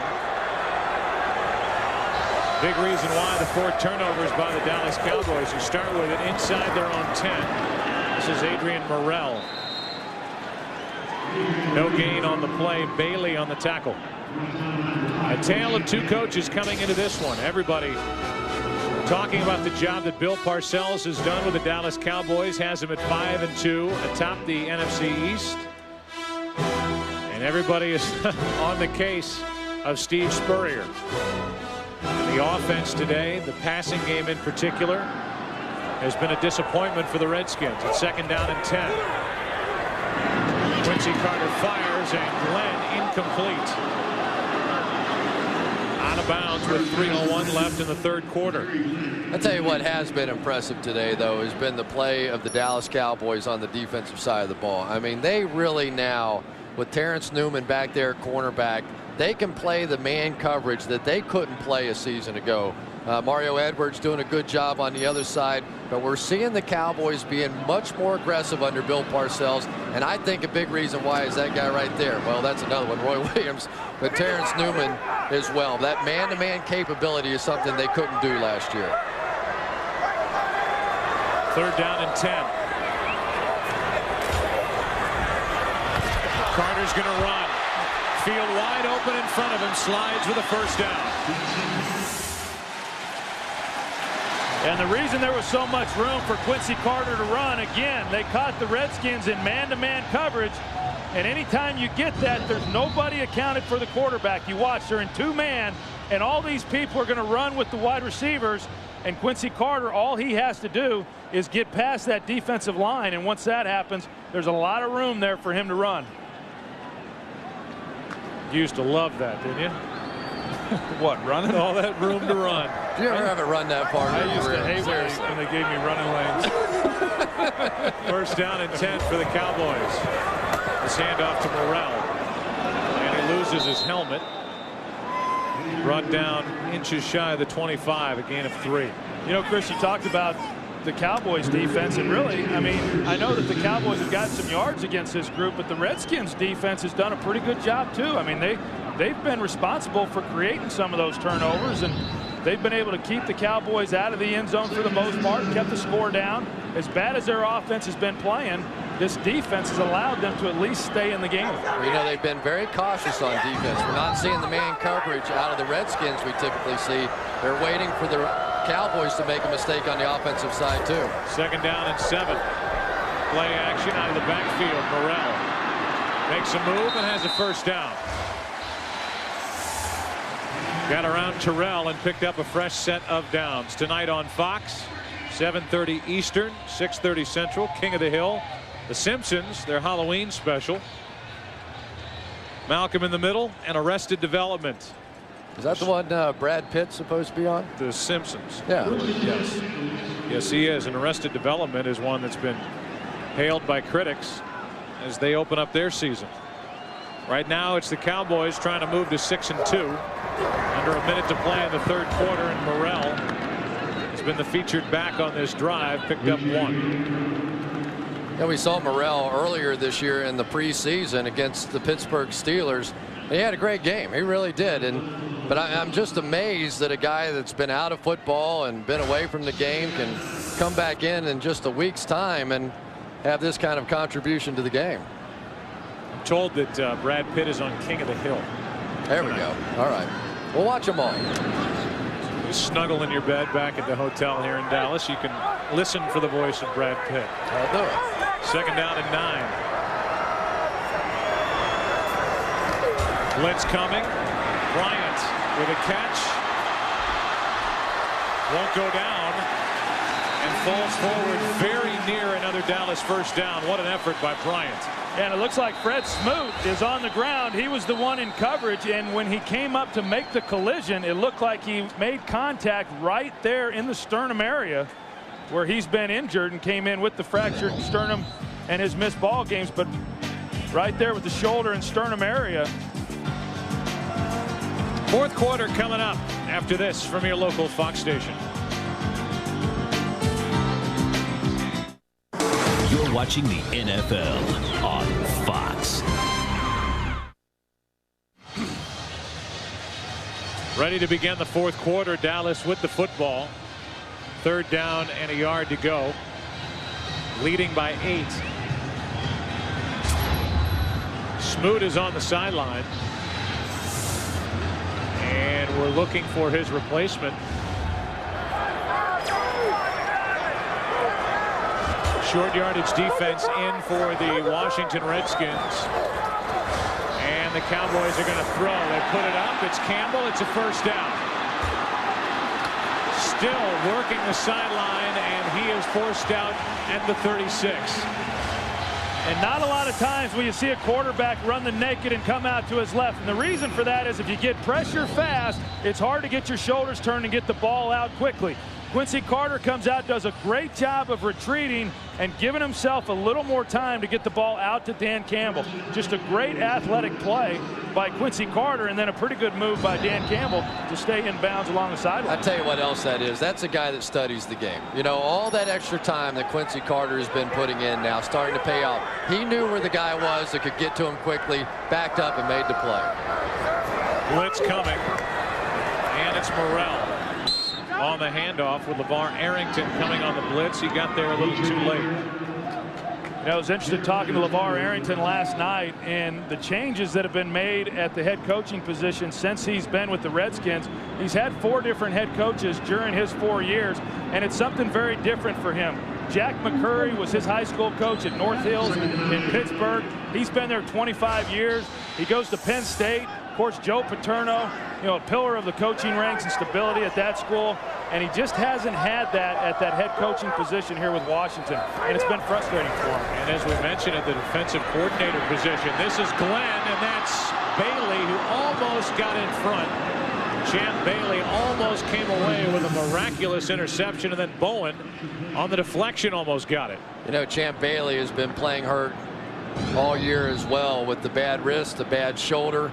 But watch the remarkable play. I mean, there just is no way for him to get over the top of the shoulder, not interfere, and make that play. I mean, that guy, to me, is one of the greatest athletes playing in the NFL right now. Well, and not only is he banged up and he comes out and plays each week, but he doesn't even miss any time practicing. He's out there each day during the week with his teammates on the practice field, and just a real warrior. And not only is he a great cover guy, but he also gets involved in the running game, and he'll come up and hit a running back that gets in his area. You know, at Georgia, the guy almost never came off the field. He had 547 plays on defense at Georgia, 301 on offense, 109 on special teams. So the idea of playing with pain and staying out on the field is nothing foreign to him. Terrell comes in to take his place in the lineup. Smoot is back in on 3rd down and 8. Bailey rejected a 9-year, $55 million contract offer in August.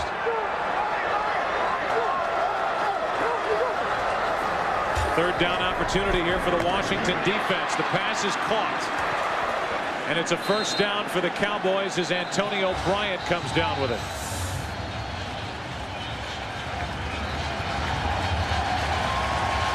Every time on 3rd down and medium, about 5 or 6, look how deep they are right here. I don't know if that has to do with the fact that Fred has the bad chest and he doesn't want to get into a jam, bump, and run. But this is the same way they've been picking up these first downs all day. When you get 3rd and 5, 3rd and 6, that's a slant. I mean, in the NFL these days, they're going to run a slant, especially if you're playing off that far. Yeah, especially with the Dallas Cowboys. That's a real staple for this passing game for them. First down at the 25. 21 21 first downs today, and Morrell is swallowed up in the backfield. Back at the 30. Loss of 5. Smoot again, slow to get up. Yeah, and we talked about Champ Bailey and how he'll come up and make a tackle in the run game. And, you know, Fred Smoot, who is as banged up as anybody on the field right now, and still he's able to get in there and stick his chest in there and make a play. I think it says a lot for the fact that he's still out on the field, even contributing. You know, Troy, remember what Bill Parcells said to us yesterday, what they wanted to run at him. I mean, they know that he's hurting. And this game is not fair always, because when you know you have an injury, they're going to take advantage. And the way you take advantage of Fred Smoot is to run at him today. Kayson in the backfield on 2nd down and 15. And they hand it to him. Avion Kayson with a head of steam gets it down inside the 20. 4 yards shy of a first down. You know, and that's just a great call right there by Bill Parcells. 2nd and long. You're going to get down in here, not try to do anything foolish. Of course, now you get into a manageable 3rd down situation. But Bill Parcells understands that with an 8-point lead, a field goal right here at this point in the game is very, very important. 4 yards shy of a first down. The ball is at the 19. Drive is swallowed up over 7 minutes off the clock. Quincy Carter in trouble, unleashes it to Glenn. A catch, looking for the end zone, touchdown.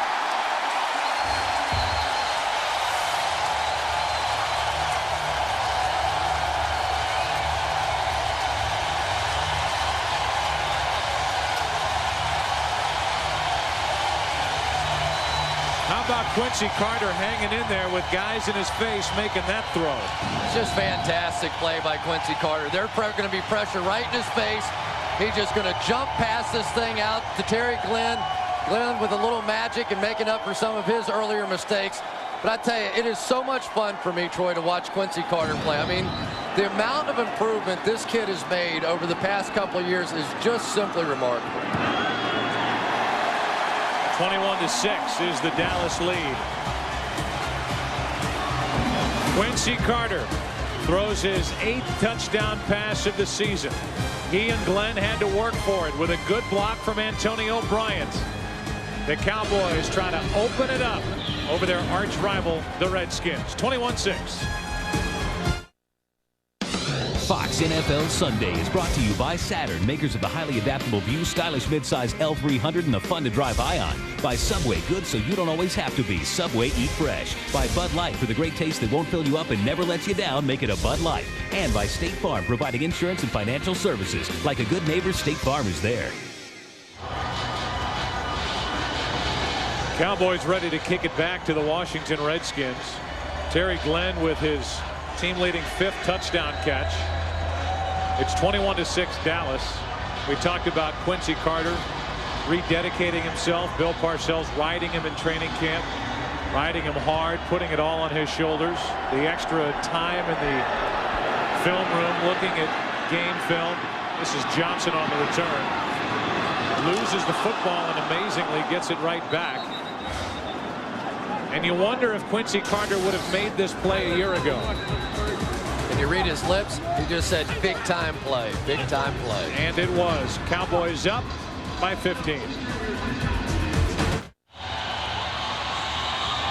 21-6, and it's all on the Washington offense, which so far has amassed 103 total yards.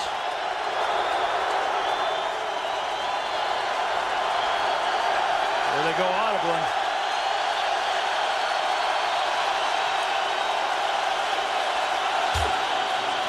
And they hand off to Cartwright. Out across the 35, a gain of 5. We go back to the touchdown throw to Glenn. Yeah, you take a look at it. They're going to bring the corner blitz off the edge. And so as you see Quincy Carter throw it, the throw is a little behind, and it forces Terry Glenn to stop. And because of that, it turns him back inside, and Matt Bowen's unable to make the play. Antonio Bryant also on the outside doing a great job on Champ Bailey, which gives him just enough space to get into the end zone. Quick throw. Coles corralled immediately at the 35-yard line. You know, one of the stories for the Washington Redskins, I think, is the fact that Lavernius Coles has become really a non-factor. His first 3 games of the year, all over 100 yards. He hasn't had as many as 62 yards since.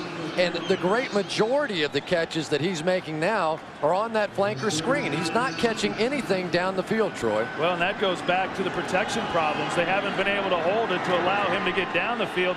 His receptions haven't changed much over the course of those games. They've just not been able to get the ball to him down the field. 3rd down and 7.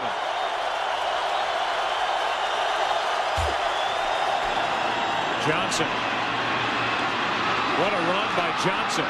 He's into Dallas territory. Patrick Johnson, who had a blocker in front of him, I believe it was Coles. Finally brought down by Woodson after a gain of 19, and there was a case with Ramsey changing it up at the line of scrimmage, and it worked. Yeah, it was a case of getting the ball into one of your fastest guys' hands. I mean, you see here Patrick Johnson, there's not a lot there at the moment, but he's able to make a play, and it was really all on his own. I mean, he made 3 people miss in order to pick up that first down. Great individual effort by Johnson.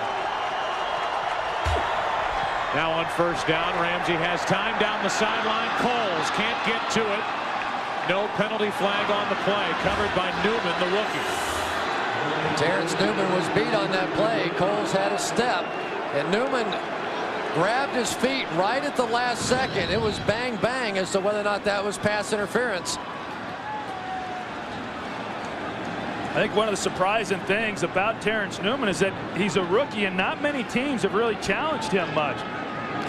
The Giants did in week 2. They had some success in the second half with Amani Toomer, but beyond the Giants, he has not gotten a lot of balls thrown at him when he's been locked up man to man. They could have easily drawn a flag with that hand on the left hip of Coles. They didn't get it. And now a penalty flag comes in as McCullough runs to the right side. No gain. We'll check the marker.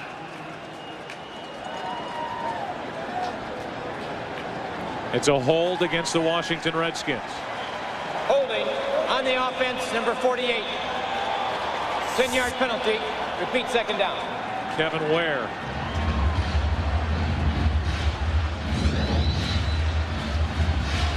Kevin Ware right here at tight end. Of course, he was just signed and activated and just brought in to be a part of this, and he's learning on the run as well. I tell you, Steve Spurrier, who's been just exacerbated with the penalties and what's happened over the course of each and every game they've played in. Another game just like it today with the number of penalties in this game. Byron Chamberlain, the free agent tight end they brought in, is inactive for today's game. That got Kevin Ware on the field. Now on 2nd down over the middle, it's Cartwright. And Rock to the 49 of the Dallas Cowboys. 3rd and long coming up after a gain of 8. Wynn on the tackle. You know, Dat Wynn played so well against the Bucs. Another good day today. It's amazing that this guy is even in America. Do you know the story on him? Parents from South Vietnam. They got attacked from North Vietnam. His parents, his family tried to escape on a boat. They were fired upon. Had to spend like 6 weeks at sea. Somehow ended up making it to America. Now he's playing in the National Football League. 5'11", 243-pound middle linebacker. 3rd down and 12.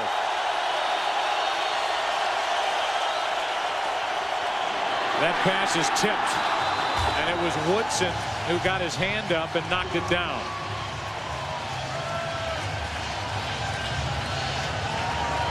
So the Cowboys brought everybody, and now with it being 4th down, 4th and 12, and 7:56 remaining.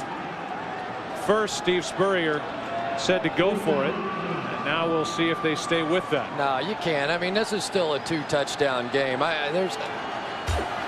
It's 4th down and 12. You punt the football away, let your defense make a stand. Well, now they're going to burn a timeout because of the indecision. First he said go for it.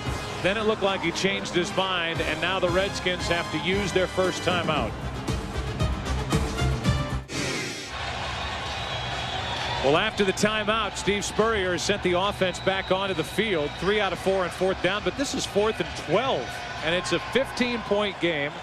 The Redskins defense has played reasonably well, and instead of trying to pin the Cowboys back near their own end zone and play field position, they go for it all here. Yeah, and the Cowboys look like they're going to show man-to-man. Looks like they may be coming after him here.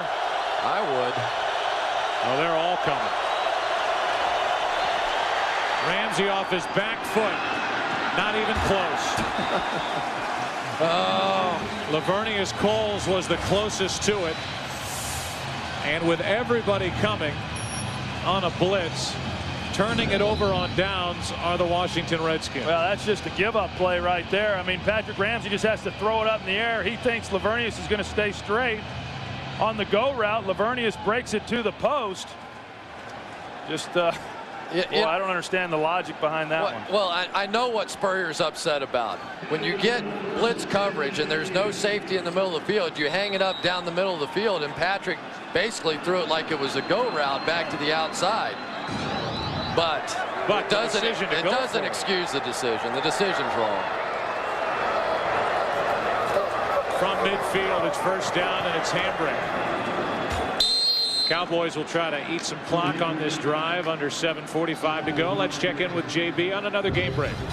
Well, Joe, this is what it looks like when it's executed well. Matt Hasselbeck with the first touchdown of the game in this contest here, hooking up with Darrell Jackson.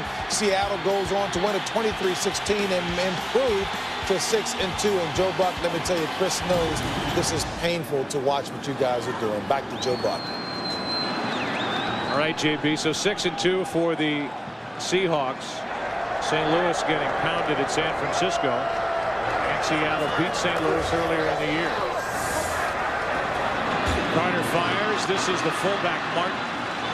Jamar makes the catch. He's knocked down and dragged down at the 44. Yeah, and I think if you look at Quincy and what he's done, we talked about the game that he's having, and he's got 1 touchdown on the day and 2 interceptions. And at the end of the game, I think you're going to go back, which is the case most of the time, when you look at Quincy Carter's statistics and you say, well, he really didn't have that big of an impact in the game. But as we saw today, the guy makes plays, and he gives his receivers opportunities to make plays and score points. And those are things that don't show up in the box score at the end of a ball game. But he's done a lot to help this team get off to the start that they have. Third down and 3. Blitz coming from the Redskins. The pass is caught. Sliding catch, but shy of a first down is Glenn. Bowen on the stop. And we've seen that look on the face of Steve Spurrier as he and Patrick Ramsey had the discussion after the 4th and 12. Go for it. And the throw. And it was really Ramsey who had a similar look coming off the field when the Redskins had to burn a timeout, not ready for 4th down. Well, 4th and 12, you're not going to convert too many times, and whether they're in blitz coverage, man-to-man on the outside, one-on-one, and you're throwing it up, I mean, the chances of completing that pass aren't real good. But really, if you're going to have a chance to convert 4th and 12 or 14 or whatever it was in that situation, it's not a bad opportunity against blitz coverage with the post. It just, nothing is synced up for this thing. I would agree. I just don't think Steve Spurrier should be over there acting like it's Ramsey's fault that they didn't convert it. Timeout called for by the Cowboys. I'll buy that.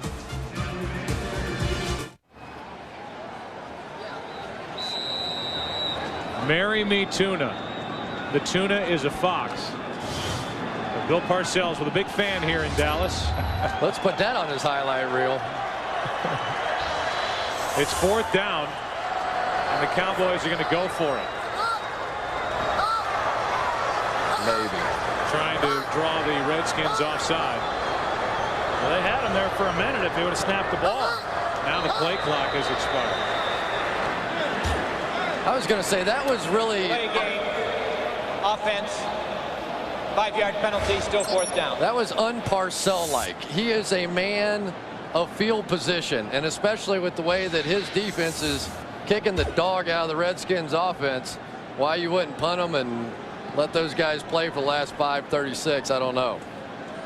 That was much more like Parcells to now line up your punter. Well, he's talking to Matt Lair there. They jumped off sides, and he expected the ball to be snapped. As soon as they jump off sides, boom, you hike the ball. I mean, that's what he didn't do.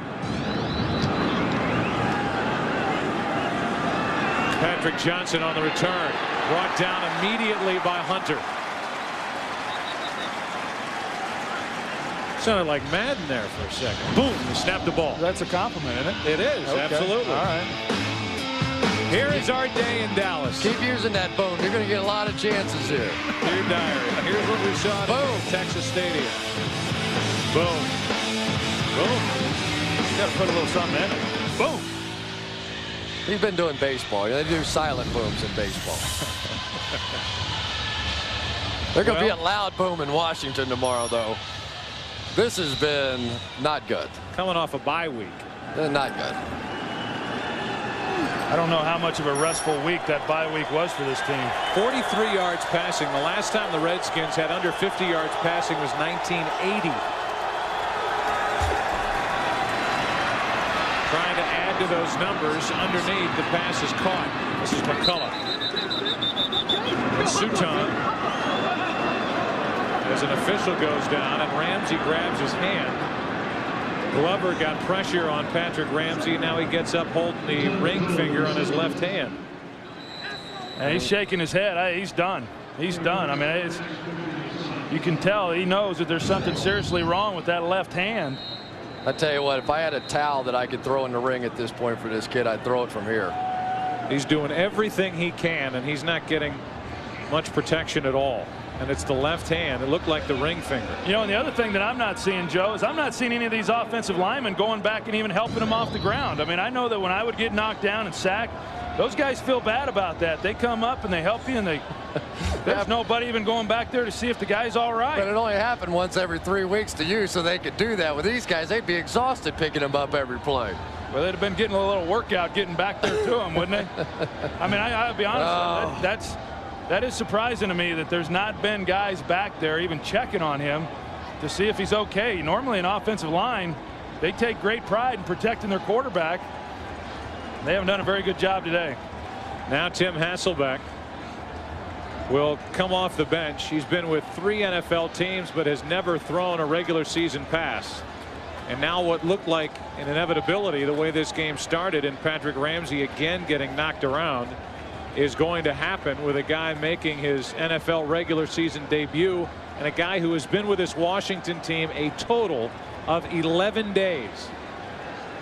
Well, I tell you what, to go back to Patrick Ramsey, if I was him, I'd be upset right now. I'd be upset with the way the whole thing has been handled and the beating that he's been allowed to take. It's 2nd down and 3, empty backfield. Welcome to the game, Tim Hasselbeck. Starts with a throw, and he hits Johnson. Pass complete for a 1st down, and Johnson trying to get a few extra. A gain of 6. Yeah, normally you'd go into a no-huddle offense right here when you're down 15 points in the 4th quarter with less than 5 minutes to play. But you know, you can't. This kid can't know the no-huddle offense. Why not? Just drop back and sling it. Why not? He can't even call a play. Well, that's all right. They haven't been working that well anyway. Hasselbeck fires, and the pass is caught by Gardner. I'm telling you, this is pretty good. We're back in the schoolyard now. Just drop back and wing it to somebody. What the heck? So Hasselbeck, who we last saw with the Philadelphia Eagles. Yeah, they're helping Hasselbeck. They're getting him all straightened up with his shoulder pads and his jersey. Fresh meat. They know they don't have anybody if he goes down. Look at San Francisco with a 30-10 victory over St. Louis. Troy, they're worried they're going to have to go play quarterback. That's why they're helping him up. This one is thrown out of the reach of Coles and nearly into the arms of Terrence Newman. You know, it's not that Tim Hasselbeck can't play. Certainly he can. His brother Matt is the quarterback in Seattle, and his dad Don was a player in the National Football League.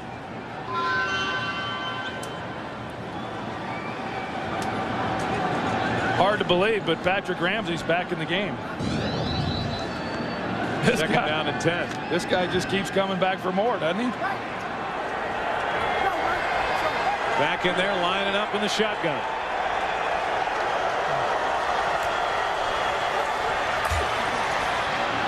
Again, he gets hit, wrestled down. Pass is incomplete for Taylor Jacobs. Tell you what, that one was there. They had a chance for a big play. Taylor Jacobs, a young man out of the University of Florida, really hasn't done a whole lot in his first year, and clearly that's a tough catch. There's no question about it. I thought Ramsey, if he had led him down the field, had a chance for a touchdown. But again, a play you can make. I mean, that's not an impossible catch. now 3rd down and 10.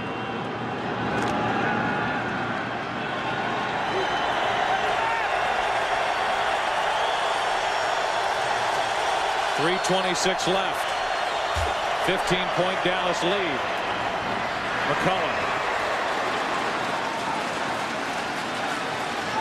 They're going to mark him down right at midfield. And another 4th down play coming up, 4th and 7. McCullough, a young man that out of Southern California, led USC in rushing 3 straight years. But don't forget, now they're on their 4th tailback as well. And so it's not like it's all easy out there for the Washington Redskins. Pretty banged up.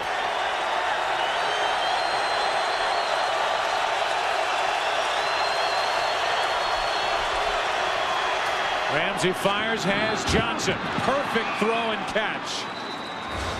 Finally had time to make a throw, and boy did he. Put it right in the arms of Patrick Johnson down to the 19. Really was a nice job of Patrick Ramsey hanging in the pocket, getting some time, and that's the weakness in this cover 2 zone, right there on the sideline, in behind the corner, in behind Mario Edwards, and Patrick Johnson gets in there, and Patrick Ramsey leads him perfectly. Tell you what, Patrick Johnson is a guy that can fly. He once beat Carl Lewis in a sprint.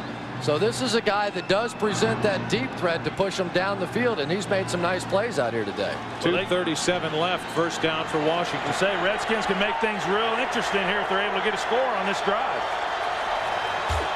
Snap was low. Ramsey is drilled, throws, and it is caught for a touchdown. Jacobs. Taylor Jacobs gets his 1st in the NFL. And I mean, Ramsey got plowed at the end of that play. Just great courage by Patrick Ramsey hanging in the pocket. Roy Williams is going to come on the blitz. Again, they've shown this over and over, and he takes it right in the ribs and just throws a perfect pass. But Troy, this is what you have to do if you're the Washington Redskins. You have to make people pay for blitzing you all the time. And this is one of the first times in weeks that we've seen them burn the blitz with a big play down the field. When you blitz, you have to play man coverage, and you have to win those battles down the field. And I'll tell you what, that was a great adjustment on the ball by Taylor Jacobs. He thought it was going to be to his inside. Patrick let him over his outside shoulder, and he adjusted and made the play. Trying to make it a 7-point game, going for 2. The pass is caught by McCants. It's a 7-point game. I tell you what, Joe, I didn't like the call going for 2 in that situation. If they fail to make the 2-point conversion there, then it's still a 2-possession game. They're able, however, to make the conversion and now cut it to 7, but a real risky call by Steve Spurrier. I couldn't believe he got this throw in there. What a tremendous showing today by Patrick Ramsey, a guy who has been hit since he got off the team bus this morning. He has been taking whacks. He injured his left forearm. He injured his left wrist. He's been bothered by a bruise to the back of his throwing hand. Been bothered by a hip problem. He had to leave the last game for the Washington Redskins when they were playing at Buffalo. And after having to leave after another big hit in this one, he came back to lead the Redskins down the field, and with 2.5 minutes to go and 2 timeouts remaining, it's a 7-point game. And now comes the question, do you go for the onside kick? You have 2 timeouts remaining. You have the 2-minute warning, so still plenty of time if you can hold them to a 3 and out, but you have to hold them to 3 and out.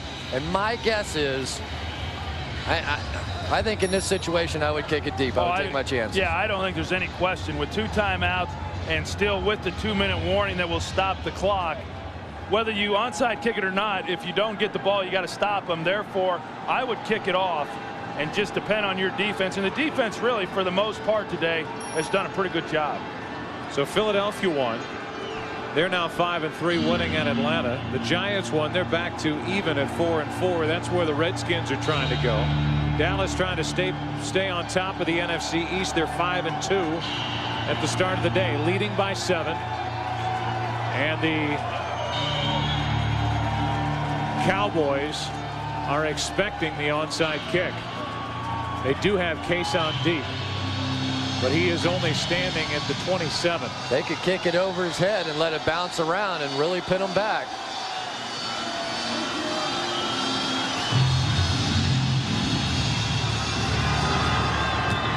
And the kick is deep. Not out of the end zone.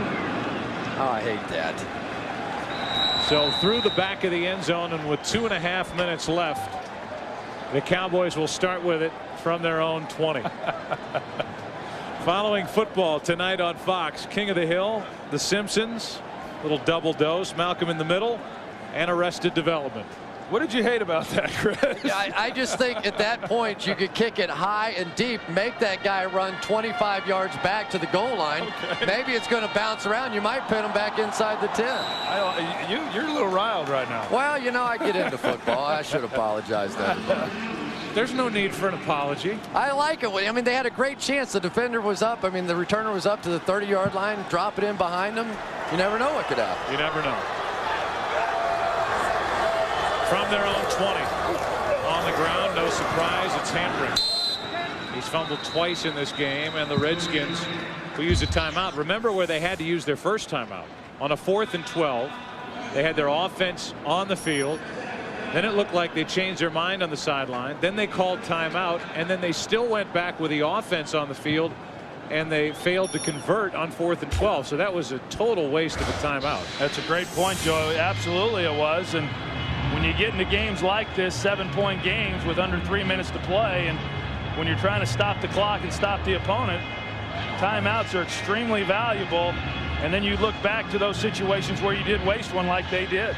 You know, there are just so many times with this Washington Redskins offense that they flash what you think Steve Spurrier's offense is supposed to be about. They did that on one drive against the Buffalo Bills in their last game, where they just boom, boom, boom, everything's working. They go right down the field and they score a touchdown to Gardner. In this game, on that drive, it's like boom, boom, yeah, okay, that's what it's supposed to look like out there. And yet the consistency just has not been there for the past month. We saw the same in Philadelphia with the Redskins coming within a 2-point conversion of tying the Eagles. Morrell now in the backfield, and they reverse it. This is Glenn looking for a big first down. Now down the sideline with loftier ambitions. Glenn covers up as he was about to get drilled by Arrington. Good play by Glenn, and with a ball at the 29, that may seal it.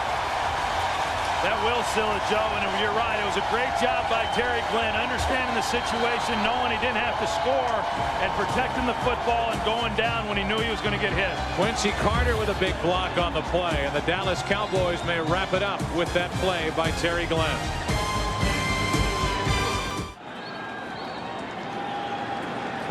A 21-14 Dallas lead with 2 minutes left.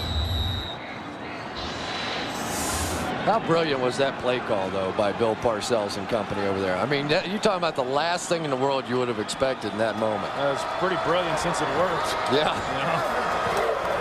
Hambrick gets it and gets it down to the 21. Let's go back to that 47-yard run by Terry Glenn. Steve Spurrier on the right talking to Sutan McCullough, talking about the upcoming offensive series. And then he's alerted to the fact that Terry Glenn is in the open field and trying to seal it for the Dallas Cowboys. And then, Chris. Yeah, there comes a certain point in the game where it's time to put the old cap back on your marker. 47 yards from Terry Glenn. Nothing left to draw up at this point. So with a timeout called by the Redskins, they are out of timeouts. We look at early game headliners. Peyton Manning and the day he had against the Miami Dolphins, they get another victory. Brandon Short, 14 tackles, 2 forced fumbles, a sack, as the Giants ended up on top of the Jets in overtime. And Ray Lewis, 14 tackles, a forced fumble. And is anybody paying attention to the Baltimore Ravens? What a great game by Peyton Manning, going there to Miami, and a place where he had struggled in previous years, and coming away with a big win for that team. Baltimore now 5-3, leading the AFC North. This is Jamar Martin. The fullback is ahead for a first down. Hambrick today, 21 carries, 100 yards, 2 touchdowns. He also had 2 fumbles. But Bill Parcells stayed with him. And Hambrick rewards Parcells with a 100-yard day. It wasn't pretty today, but these fans in that Dallas sideline starts to celebrate their 6th win of the season. Well, I know Bill Parcells is happy about this win. It was one that he felt that they really needed to get. But they got a tough road coming up. They've still got Carolina here in Dallas. They've got Miami. They've got a lot of games left to prove what kind of team they're going to have. But let's stop and think back to where this team was before Parcells got here. The idea that they'd be sitting at 6-2 at the halfway point, there's no way. There wouldn't even have been any odds on that in Vegas. It was such a long shot. And Bill Parcells has just done one of the truly remarkable jobs of coaching that we've seen in this league in many, many years. The upcoming schedule for the Cowboys, and you see the home portion of it. Buffalo, Carolina, Miami. 3 of the next 4 are here in Dallas, then a trip to Philadelphia. And with half a minute to go, we'll tell you that today's game is being produced by Richie Zients, directed by Artie Kempner. Steve Horn assisting us here in the booth. Our editorial consultant, technical producer Matt Benedict, the technical director Rich Basili, and the audio mixer is Fred Aldis. There's the final snap of the day. Associate directors Greg Scopatoni and Derek Manning. Broadcast associates Judy Wong and Jeremy Green. Special thanks today John Pidgeon, Don Cornelli, and Michael Tatamir. Video to Gene Michael and Fred Medeiros. Truck engineers Andy Birbaum, Doug Buchanan, and Scott Rothenberg, and David Waite. As Steve Spurrier makes his way across the field, this was the first meeting ever between Steve Spurrier and Bill Parcells. Will there be another? 21-14. Dallas ends up on top. They lead the NFC East now with a record of 6-2. We'll come back and wrap up our day at Texas Stadium after this.